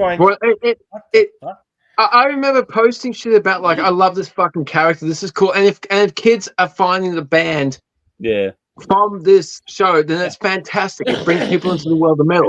And being on a Stranger Things fan site on Facebook, there were people jumping on saying, I want to get into the world of metal. Can you help us out? Like, which band should I start with? So it was cool. There were also people gatekeeping.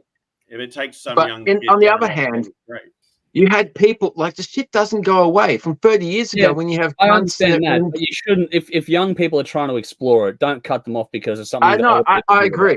Don't gatekeep. Like as an impartial observer, I get both sides. Yeah, because the young people of today weren't the pricks from 30 years ago.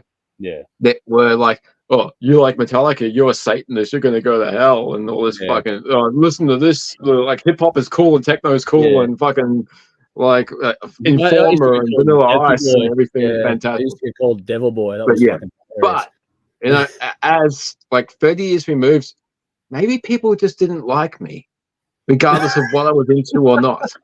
I didn't care about them taking it forward. It was easy for me. As somebody who rocks up to my kids' primary school in my battle jacket, in my Wednesday 13 or Metallica or whatever T-shirt I'm wearing, there are people that'll be like, "You're a fucking weirdo." But then I go and pick my kids up from whatever study date or play date or hanging out or whatever they want to call it. And I just talk. And one-on-one, people are cool. Yeah, I can be whatever weirdo shit I am. People are dumb. That's the old argument. But you get one-on-one between two people, regardless of what, and you can communicate. Yeah. You have groups, you will follow the charismatic leader. Yeah, people will always judge the weird, different if you're not the norm. Yeah. Hang on. If metal became mainstream and popular, you wouldn't. It used to be. That's why I fucking hate window. We wouldn't like it. We'd be like, mid 80s to early 90s. That's not a brief window. It was. And it was all rock on the chart. It was all rock bands in the top 10. It was all rock. Metallica was getting in there. Yes. It was a cool time. Like that is like the peak. I wouldn't say mid. Why is that so bad? Yeah. Yeah, like early. Why is that so? Because when a band gets up there again, we criticize the hell out of it. Why is that so bad? Why do people hate on Nickelback so much? I don't get it. They're a good fucking band. They're a good band. I don't understand. It's a tall poppy syndrome. As soon as a band becomes popular, it becomes the hater thing. Why do people hate on Metallica now? So why is it fashionable to hate on Metallica now? I don't know. Metallica are fucking fantastic. Yeah. They don't put a foot wrong. Yeah, Nickelback are very. I don't know what the fuck is wrong with liking Nickelback. I don't get it either. I like it. I think they're great. Yeah. You know, I wouldn't put them in the perfect discography category, but they've got a good catalog. They're not the best band in the world, but they're not terrible. They write catchy, good rock songs, and that's why people... Exactly. That's the point, dude. You just summed it up. Write a good, catchy fucking song. You don't have to be the best musician in the world. Write a good fucking song. Yeah. If it was in the pop world, people would think they're fantastic. You know, people. Yeah. But you know, getting back to the question, you know, to do that than it is in the rock world to do that. Well, getting back to the question, like being a metalhead in a non-metalhead world, the challenges. Andrew was going to start this, but I chose to be different because I hated the norm. And my daughter chooses to be different, and that's just the way she is.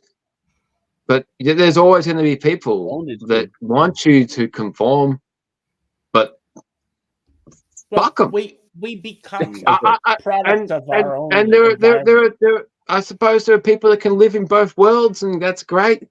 But you find your people at the end of the day, especially these days. You find your people. You find your tribe. You find your people. Yeah. But you know, it doesn't make the shit that you have to deal with any easier. I agree with that, but at least it's better than doing it alone, though. Yeah, like going back to earlier, the reason Kiss was so cool back in the 80s and 90s and 70s is because you could be the only person in the school that liked Kiss, but you knew there were people in the world that liked this band as well. And fuck the normal people. Fuck them. Fuck the normies. So you were going to say something, Conrad, though? What were you going to say? I hate to say this, and that is that some metalheads can be very, very, very snobby and you get dickheads everywhere. Unfortunately, and can be the absolute. Yeah. They can be just as bad in rejecting. It goes back to the Nickelback thing. Rejecting their own type and their own kind. Yes, they can be exactly just as snooty. The hip hop world, the pop world, they have each other's back. If somebody's successful, it's great job, well done. I don't know about hip hop. If Nickelback get ahead, it goes to the head. It's like, fuck you, you're a shit band. Rap world. I don't know why that happens in the rock and metal world. Why do we tear down anyone that's successful? That's just jealousy. I'll just put that down. Why? I don't get it. Because we never used to. As Brad Marr from Massive said, rising tides elevates everybody. Yeah, but I think the problem is that people don't have the abundance mindset where they don't know where Conrad went, but they are afraid of, or they think that someone else's success is taking away from their. That's stupid. I agree, but that's people have a scarcity mentality, and that's how it comes about. It's Jeff, you haven't fucking given us ridiculous on this one yet. So, Jeff, how about you give us some thoughts while we get Conrad back in here? I don't know if I have anything that could really improve upon what you guys have said. I agree with most of it, so that's why I've been quiet. Okay. I was watching a documentary. There's like a three-part documentary about like glam metal, like a hair metal thing, and it was on Netflix or something like that, one of those streaming services. And it was like nothing but a good time. But it's got Blackie Lawless on the nothing but a good time. It's called nothing but a good time. And they were saying how Beavis and Butthead destroyed Winger's career. Oh yeah, so did Metallica. And just like Lars was throwing darts at his fucking poster. Yeah, but it was more that the Beavis and Butthead thing just destroyed their, and it was a real shame for them. I felt for them. Yeah, because it just Winger copped it unfairly. They basically said we had shows booked, tours booked, and we were it just went from being going upwards on this crest going up to being. Come on, that was early 90s. You had that, you had grunge, you had everything. Things were changing. It was unfair for that. It was just. Awful. I think Winger. You wouldn't want to be that band that got singled out and chosen to be. That's it, and it was the wrong time for it too. Like there wasn't because everything was turning when that happened, so it became the wrong time to be that band that got dumped on. Yeah, at least I've always loved Winger, but and it was just they just said like this was. But you're not heavy enough. You're not fucking electronic enough. Would Winger have been able to make it popular today on the strength of the single 17? Yeah. No, but the thing is that they play that song now and they change it like she's only 45 or something like that. They change the she's only 17. So I love when old bands take the piss out of themselves. They made it work out, you know. And but that song, like I said, if it came out today, just the gatekeepers, all the fucking they would have been trash. But Motley Crue would cop it too, man. She's only 15. The reason that I can't sleep. Steel Panther wouldn't fly. Yeah, still. No. Actually, Steel Panther will do it because they do it tongue in cheek. Steel Panther do it because it's satire. It's a different level. Right. Yeah. Satire changes it. If they were being dead serious, no, they wouldn't. Kiss. Christine 16. 16, whatever it is, sweet. They don't play that song anymore. Yeah, I wonder why. I wonder why. But even Going Blind, when he said he's like, I'm 93, you're 16. And I remember in the book, like Gene's book, Paul said, what the fuck does that mean? And Gene's like, I don't know, man, but it sounds cool. Oh my god! Like even Paul back then was like, "What the fuck are you talking about?" You could probably ascribe that saying to Kiss in general. I don't know what that means, but it sounds cool. Like that would be about it. That would be about it. You're not supposed to think when you listen to Kiss. It's just enjoy it. Yeah, that's true. Don't try and think. All right, let's see if the audience have much, and we'll do another one before we get out of here tonight. One more question. Come on. We got another one. We'll do another one, but yeah, this is fun. Charlie says, "Lol, Dave, don't get Dave onto the Smurfs." Oh fuck, here we go. What's that joke? I don't know. No. I can't think. That's cool. Yeah, move on. Air is bad.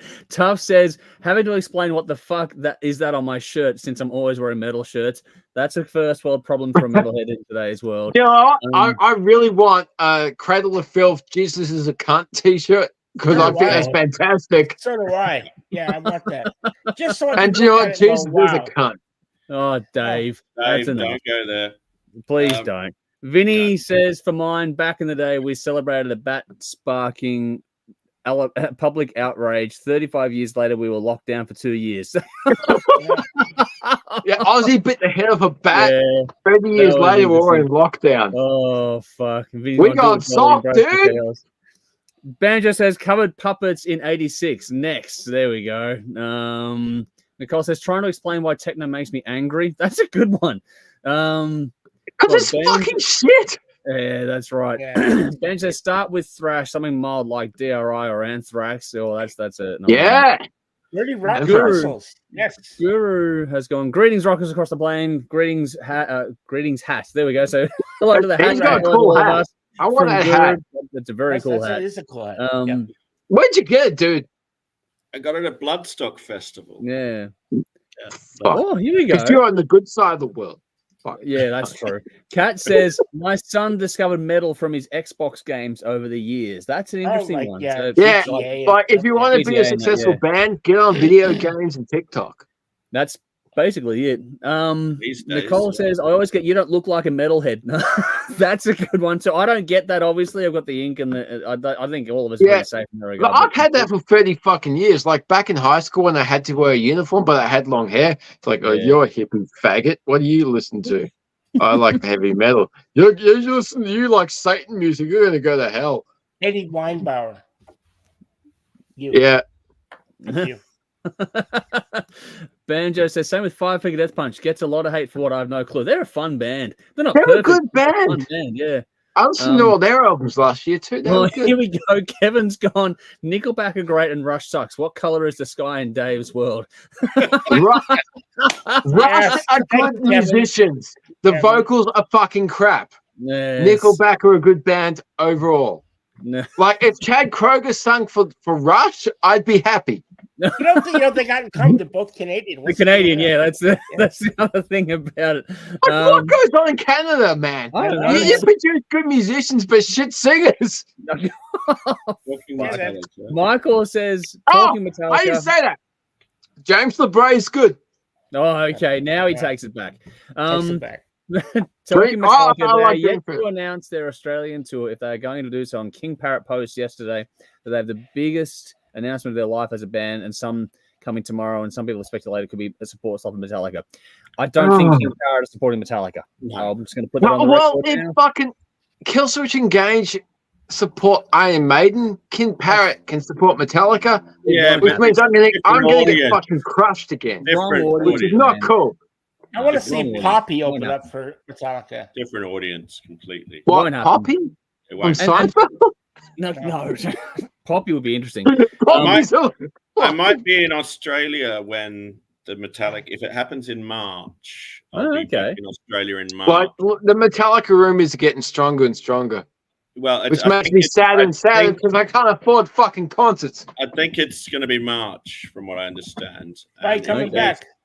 If it is, I'll be back over in March. However, I'm going to Perth. I'm going to be in Perth for about 2 weeks. I'm not sure if I'm coming over to the other side, East Coast. Yeah. So I might just catch them might catch them whilst I'm out in. Well, at least they're a band will play Perth. So there you go. So. Well, yeah. It's the one time I'm going to. Mum and Dad are doing a holiday thing, and they want to fly me out. So okay, cool. Fly me That's out nice. to Perth, and I'd never been to WA, so I was like, okay, well, we'll go. Yeah, but I might catch Metallica out there as well. That'll be a bonus. Yeah, that would be a bonus. That'd be all right. If it coincides, yeah. Tough's gone. Wait, you guys telling me it's not a heavy metal world? Man, I need to get out more and stop walking around on my walk and listen to metal on my thing and pay attention. There we go. But then again, fuck that. So there we go. Good point, Tough. Just keep doing you. No Diddy, Dave. What the fuck? From Guru. No Diddy. I don't know.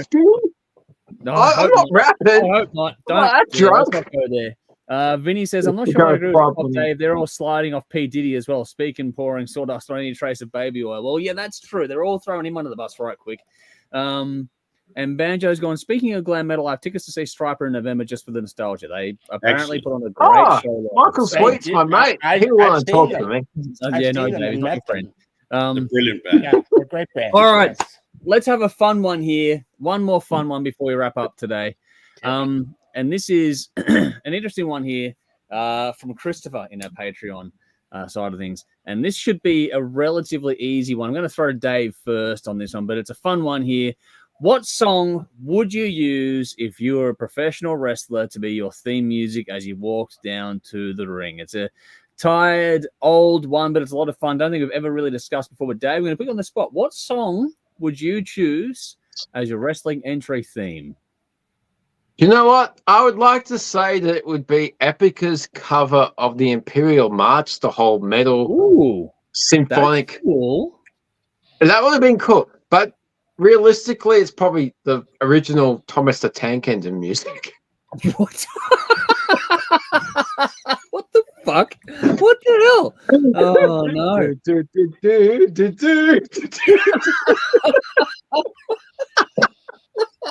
Wow. Yeah, like I'm the biggest fucking poser out there. Like it's fucking Thomas all the way. Wow, that's a new one. I'm gonna capture that and I'm gonna clip that. That's gonna be good to use on the socials. Conrad, have you got any thoughts? I think for a dramatic entrance, if you're a wrestler, for a dramatic entrance, Whom the Bell Tolls would be a good one. Yeah. Very epic, really epic sounding, song. Yeah. So I'd go with Bell. That's a good one. Cool. All right, Jeff, what have you got? Well, I'm quick. Everyone knows I'm quick. So it would be Lightning Strikes. Right, from 30 second, dude. Yeah, no. Lightning Don't tell our female audiences this. Don't tell our female listeners this. Get your money's worth, man. That's right. Yeah. No, Lightning Strikes from Aerosmith. Yeah. Yeah. Oh, what a cool song. Underrated. Oh, like, dude. Yeah. Respect. There we go. Yeah, I got a couple of choices to make here because, damn, there are some good songs out there. It's funny because, dude, just to go with "Sexy Boy." No, I'm not dancing, man. Right said Fred. Right said Fred. I'm too sexy for this shit. Minister of Darkness. and then you rip it off as you, yeah. Oh yeah! Ooh yeah! Considering what the Macho Man reference is, dude, you gotta go Legion of Doom. Oh, what a rush! You need Mustaine to do that one, man. You need Mustaine to do a voiceover of that. Yeah, but the difference between Mustang and Hawk is his balls are dropped and Mustang hasn't. It's like, you say that, but Hawks are shrunk back up again because of the cocaine use. Like, that's just how that works. What else do we got here? Shit, I got a few choices because I could go with things like, for example, 9 Inch Nails' "Dead Souls" from the Crow soundtrack. Oh yeah, that's a cool one. Starfucker. Nah, not that one. You go with Closer. Yeah. Or March of the Pigs, Heresy, one of those ones you could go with. Go Rob Zombie, dude.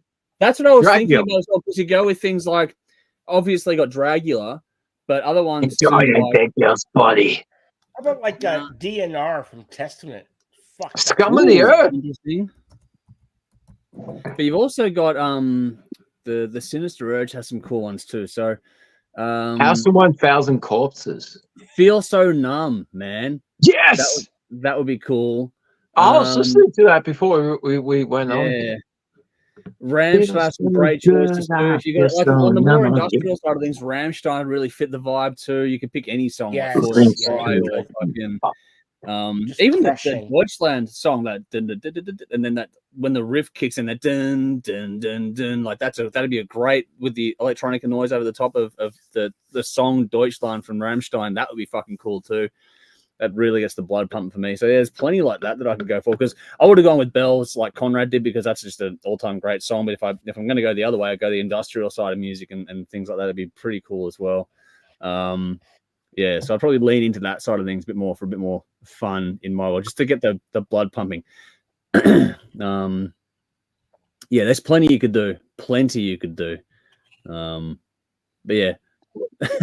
Or you could do Godsmack Whiskey Hangover. That might work. Probably more fitting for me anyway.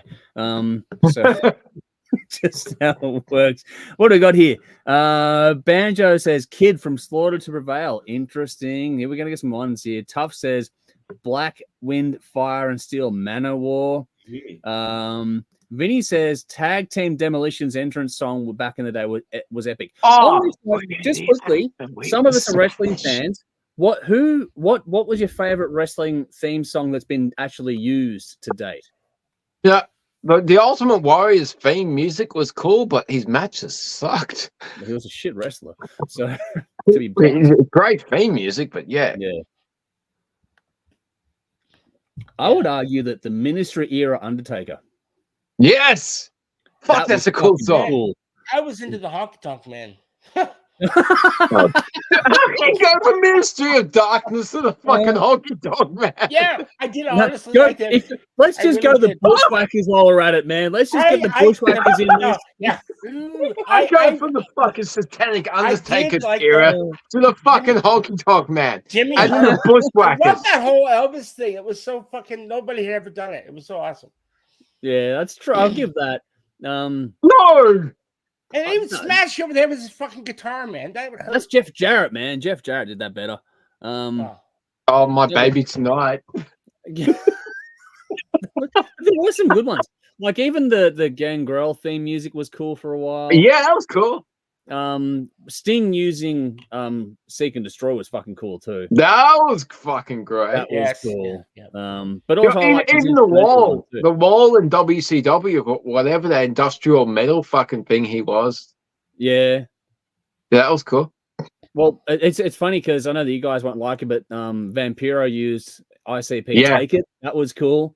They actually had Insane Clown Posse come down as well. Yeah, but also speaking of that, Motorhead the game for Triple H. Yeah, that was cool. Okay, whatever that band was, the Generation X. Yeah, that was pretty cool. That was cool. I never really got. Well, I mean, I stopped watching wrestling a long time ago. Oh, it's nostalgia now. Yeah. I stopped watching wrestling. Like Andrew, did you watch McMahon on Netflix? No, I haven't seen that one. Like it's about 20 years. It's painful, but it's nostalgia. Okay, we'll see. If I got time, I'll watch it. No, wrestling. Yeah, watch it, man. But yeah, is it just new? It'll kill your childhood. Yeah, it's just come out in the last few weeks. Okay. Yeah, no, it's pretty haunting stuff though. Apparently, Tough has gone. Oh yeah, I'm too sexy for this wrestling. Oh yeah. Wait, the theme song to Monkey Magic. Everybody knows that shit. I don't know. We didn't get it in Canada.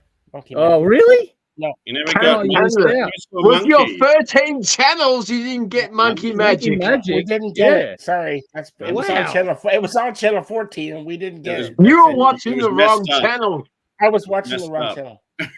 You gotta have Jeff. You have to go back and watch Monkey Magic, not the new version. Go back and watch the original. Everyone tells me that. Like I've got all these Australian friends, and then this came up because we all grew up with it, man. It was fucking. It was just what the fuck is Monkey Magic? Because you got to think it was the first. Yeah, it was just the first time. It was the first time like English dubbed Asian show was on TV in Australia. It was fucking nuts. Like we had never seen anything like it, and it was the most batshit crazy show. It makes no fucking sense. You had Pigsy, and you had Monkey, and you had Tripitaka, and the fucking rest. It was just what the hell is this? Like you couldn't make sense of anything. And if you watch it today, you're like, what the hell? But it's fucking fun. Like it just works. Yeah, it just worked somehow, and it was just so. You know when Eddie Murphy does the mimicking of the voiceover, or he's making, or is it Michael, whatever it's, but someone's doing the voiceover thing while making really exaggerated lip movements. It looks and sounds like that. Just for like a half. I didn't know, like the Eddie Murphy barbecue shit. I listened to that a couple of nights ago. Like, roll Charlie over and watch it. You mean the guy from like Police Academy? Yeah, that's who I'm thinking of. Michael. I think it's Michael. I forget his name. No, that's not Eddie Murphy from Police Michael Academy. Winslow. Michael Winslow. Michael Winslow. Yeah, that's the one. Yeah, the I knew it really wasn't Eddie exaggerated lip Murphy, but- movements. Yeah. I don't know why, but anyway. Come on, we're dangerously close to getting cancelled. Go on, move on. Yes, Duff says Def Leppard, excitable man. I could go on. Vinny's gone Marilyn Manson, Long Hard Road Out of Hell. That's not bad, actually. Good call from the Spawn soundtrack. Will make a killer entrance track. That is a very good one from Vinny. Michael's gone 9 Inch Nails close. That would mess with opponent's head. That would be good. Walking down the aisle singing, I want to fuck you like an animal. That would be interesting. When you're talking about guys in spandex. Oh, that's romantic. Yeah, I know, right? Yeah. Dude, you could get worse. Ring Finger from Pretty Hate Machine. There you go. Could be a finishing move. oh. Go on, Dave. Have another drink. Take that, Steve Austin, says Bret Hart. Oh. Tuff says, here's a good question. What would your metal-themed wrestler name be? Oh, fuck. I don't know if I've got enough time to think of this one quickly. Soul Crusher Demolition. Soul Crusher Demolition. Oh, I don't know. Everything you think of just sounds fucking cheesy. The Undertaker's Undertaker. I thought you were going to say the Undertaker's underwear just then, to be honest. But yeah. Well, Sonny's Muff Buncher. I'm just going to go with Skid Mark because that's all I'd be in the fucking ring. So yeah. That's all I'd end up being. Anything there? You going to jump in, Conrad, on that one, or are you going to leave it alone? No. That summed it up. Horse head stable. Oh, fuck. Michael's gone. Hi, guys. Late, but I got here. I'm glad you're here. It's good to see you. Oh, motherfucker. Just a I bit missed later. you, man. All right. What, man, dude, we're going to catch up. Here's one. Banjo's gone. I like the late Crispin Mars theme by Our Lady Peace, whatever. That was good. There's also there was a video kicking around. Speaking of Our Lady Peace and wrestling, there was a video kicking around where Jeff Hardy took on the Undertaker in a TLC match, I think it was. Yeah. And someone did it set to the song of Not Enough by Our Lady Peace, and fuck, that absolutely slapped. That was a great video going back a long time ago. If you can find it on YouTube. Yeah, that was fucking gold. Dude, watch the McMahon thing on Netflix because it covers every high and low for the last 30 years as a wrestling fan. But it's kind of like art versus reality. Yeah, that's going to be nuts. Reality versus art. Wow. And like McMahon's a fucking genius, but he's an absolute cunt. Yeah, he's a piece of shit. That's it. Yeah. But it's hard to justify what he's done, man. It's really fucking hard because, you know, you can see the setup. There's a line, though, and he always crossed it, and that was the problem. Yeah. But then you get Bret Hart, and in the first episode, Bret Hart says, I love Vince McMahon. Yeah. I'm pretty sure like, dude, might have a different opinion, though. After the screw job and Owen Hart's death, and Bret Hart in 2024, 2023 will say, I love Vince McMahon. It grabs your attention. Yeah, but it could also be Stockholm Syndrome, so who knows? but he hated the cunt for so many years. Yeah. Well, we don't know what that's between them. I'm not going to get into it. But like the outs. Yeah. It's like it's bigger than the Super Bowl, bigger than hockey, bigger than football, bigger than America. Back then, we followed this for 30 years, and it's like, where does reality? What do we contribute? Oh no, they definitely blurred the lines for a long time. They had a close The Monday Night Wars were something you'll never forget if you're a fan. It's before that, it's after that, and it's like culture, life changing, social changes. It's the biggest representation of how life changed in the last 40 years. Because it covers McMahon Senior as well. Okay, cool. Well, I'll check it out, but I won't get bogged down on this. Yeah, I'll watch it. Let's move on because we're going to get some comments and do a final wrap up and call it a night. Hard music, guys. Good to see you. They've gone Rain in Blood, that atmospheric opening, and then that riff. That would be kind of cool. That's a good one there. And Tuff's gone. I call myself Cheeto Mullet Man. Banjo's also said, I stopped watching wrestling after the 2006 season. Loved the PS2 game. I haven't watched since before then either, so it's been a while. Yeah, I watch AEW. I can't watch WWE. I think I stopped watching it in like 1990. Yeah. You missed out, dude. Nothing like watching a show about a monkey, fish, priest, and a horny pig after school. That's exactly it, Vinny, when it comes to monkey magic. That's what monkey magic is, Jeff. So there we go. I'm scared, I think. I'm quite scared. That's so odd. Right in between fucking Banana Man and fucking Roger Ramjet. Roger Ramjet was the shit, dude. He taught an entire generation that the answer to your problems is to pop a pill. Yeah, it's fucking weird. Yes. Protein power pill. Yeah. I was Pigsy when we played Monkey and my bro was Sandy, and I would attack him with the rake in the backyard, much to my parents' disliking. Great times. That is fantastic. Think of SpongeBob. You got this fucking sponge that works for a crab, and his best friend is a fucking porky. What is he? A fucking starfish. I don't know. What's that? What's that? Sandy Squirrel. Conrad, how do you know SpongeBob SquarePants so well? I only recently discovered it, actually. Not too long ago. I mean, a couple of years back, I watched it for the first time because I was like, "What's this about?" You know, I better tune into what this is about.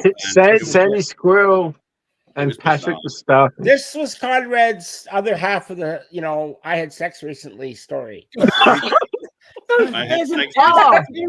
SpongeBob leads the sex. Yes. SpongeBob. That's how it's done. And that is that Corey Taylor did the fucking song. All right? That is your out. How no one is using that to get away with this. Who lives in the pineapple under the sea? SpongeBob SquarePants. Come on. Yellow, absorbent, and porous is he. SpongeBob SquarePants. You people let me down. This is how Conrad got some pussy. No. I did not get any tail through singing SpongeBob SquarePants at any woman. Wearing Conrad, SpongeBob SquarePants. I'd be more impressed if you did. Like, I would be. Anyway, we move on. Yes. Moving on. Banjo says pineapple under the sea. There we go. That's for another one there. Should go with like Wasp. Be cool for that one too. Anyway, Vinny says random, a great soundbite to use on your honeymoon. No, be the $6 million man sound effect just as you're about to do the business. Oh my fucking god! Yeah. We have the technology. We can rebuild it. Yes. As the Vince Things Industry Watch, Roger Ramjet is the reason why I take tablets for everything. And Vinny says Conrad's also met the starfish, is what I'm expecting to hear. Going back to Jeff's anal bleaching. Yeah, I know, right? And Tuff's gone, this is nuts. You're a metal show talking about fucking SpongeBob SquarePants. What the fuck? Well, I told you the easy out here is fucking Corey Taylor did the song. So that's our excuse. All right. That's how it's done. I didn't know that. Dude. Yeah. I'm in serious need of a drink. I apologize for everything. Julia, I apologize as well. So there we go. All right. That's about it. We're running on time and it's a bit of fun tonight. We'll go back to next week with more normal stuff again. Now I'm pretty sure it's still on the thing. Normal. I know, right? It's a subjective term. But I think we'll the next battle is going to be soundtracks. That looks like the clear winner out of tonight's little conversation. So soundtracks will be the next one, and that'll be the King of the Rift season to take us through to the end of the year. Although, Dave, I did like your idea about having old versus classic versus new. That might be another thing to explore in different categories. We'll work on that. Yeah, we can work on that behind the scenes. But yeah, there's a lot to go through as always. I think, we've had a lot of fun with the Embrace the Chaos theme as always. Next week is back to normal, and we'll go through that, and then we'll have our top 10s before we wrap up at the end of the year.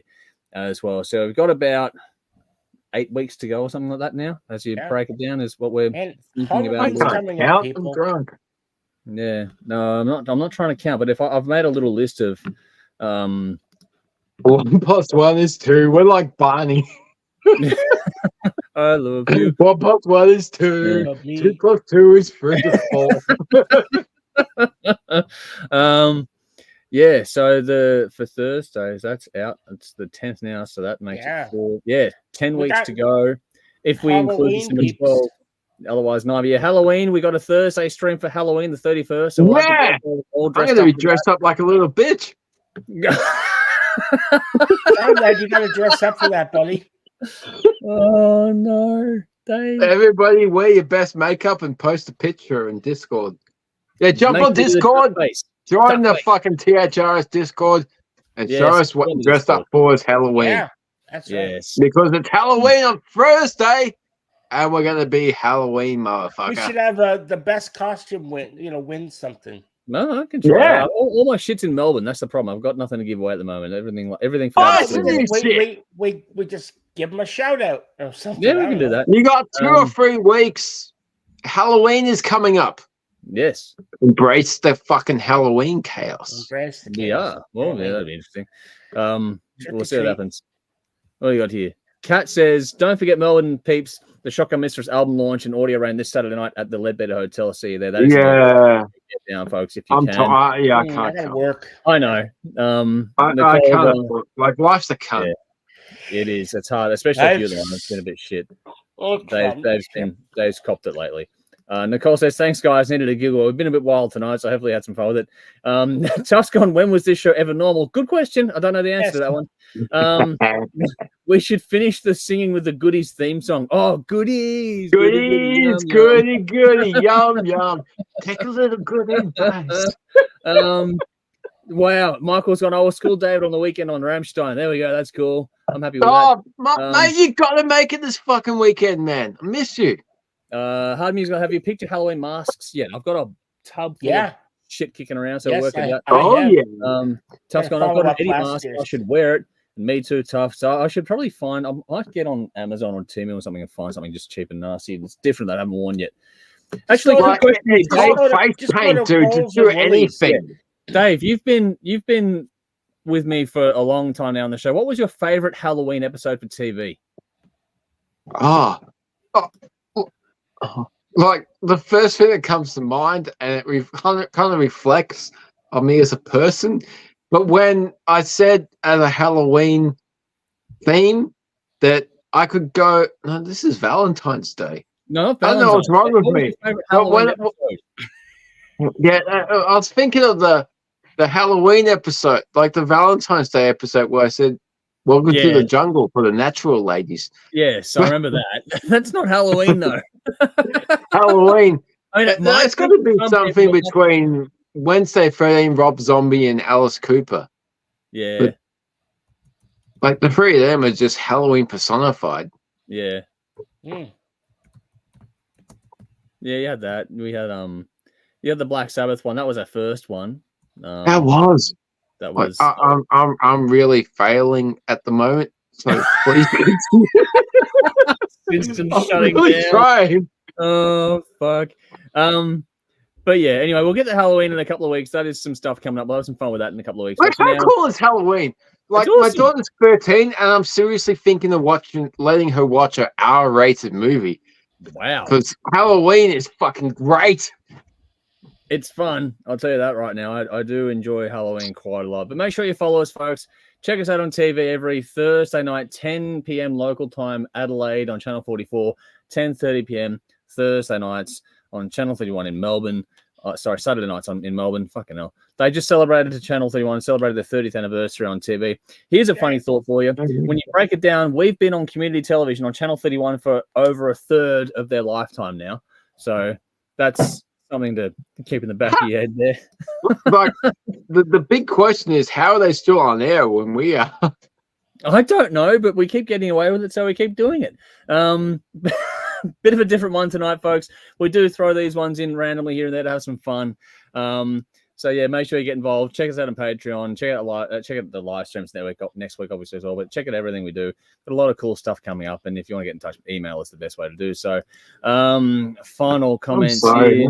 No, that's all right. Get her to watch Fright Night. It's a classic. There you go. That's for yeah. The original one though. Yeah. The remake sucks. There's not many remakes. Like Halloween remakes cool.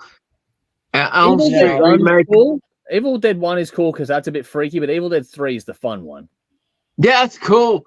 Yeah. And like Evil Dead Rise is fantastic. The remake Evil Dead is okay. Like Nightmare on Elm Street remake, either way because there's some cool ideas. Nightmare, like Friday the 13th remake is cool. Halloween remake is cool. But I didn't like the Halloween. Dave, just get her to watch The Crow. That'll do. The original, only that. I'm seriously ready for her to watch The Crow. It's only one worth watching. But I'm not ready. Like, there's been so many cool conversations I've had with Jade. Like, she asked me a couple of weeks ago, Dad, what's porn? Oh, yeah. So I had that conversation with her. We've had so many conversations, but The Crow has a rape. Yeah, scene. it's pretty intense. Yeah. Yeah.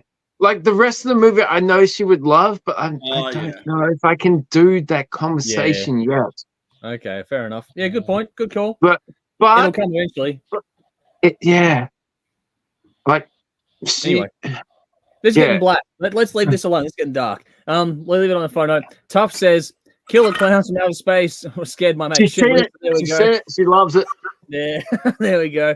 And Hard Music has gone King Diamond for Halloween soundtrack. Well, there you go. That is a very good one. We have done all those things before.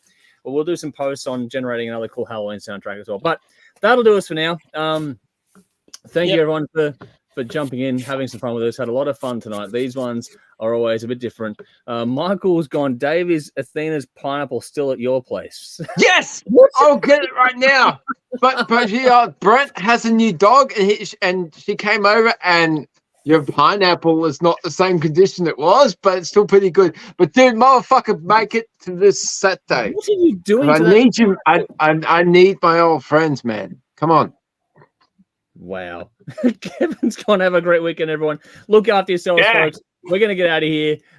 Everyone have a good week. Look after yourselves. We'll see you all again, same time, place, back into the swing of things as we hit the home stretch toward the end of the year.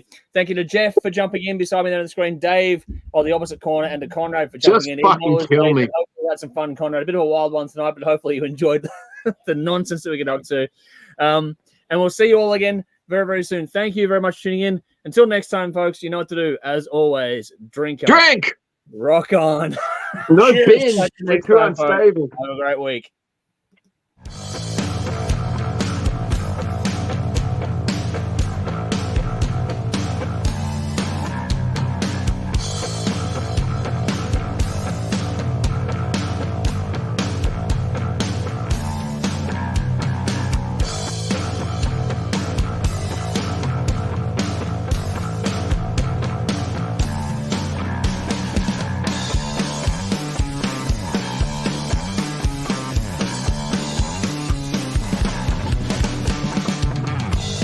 Speak.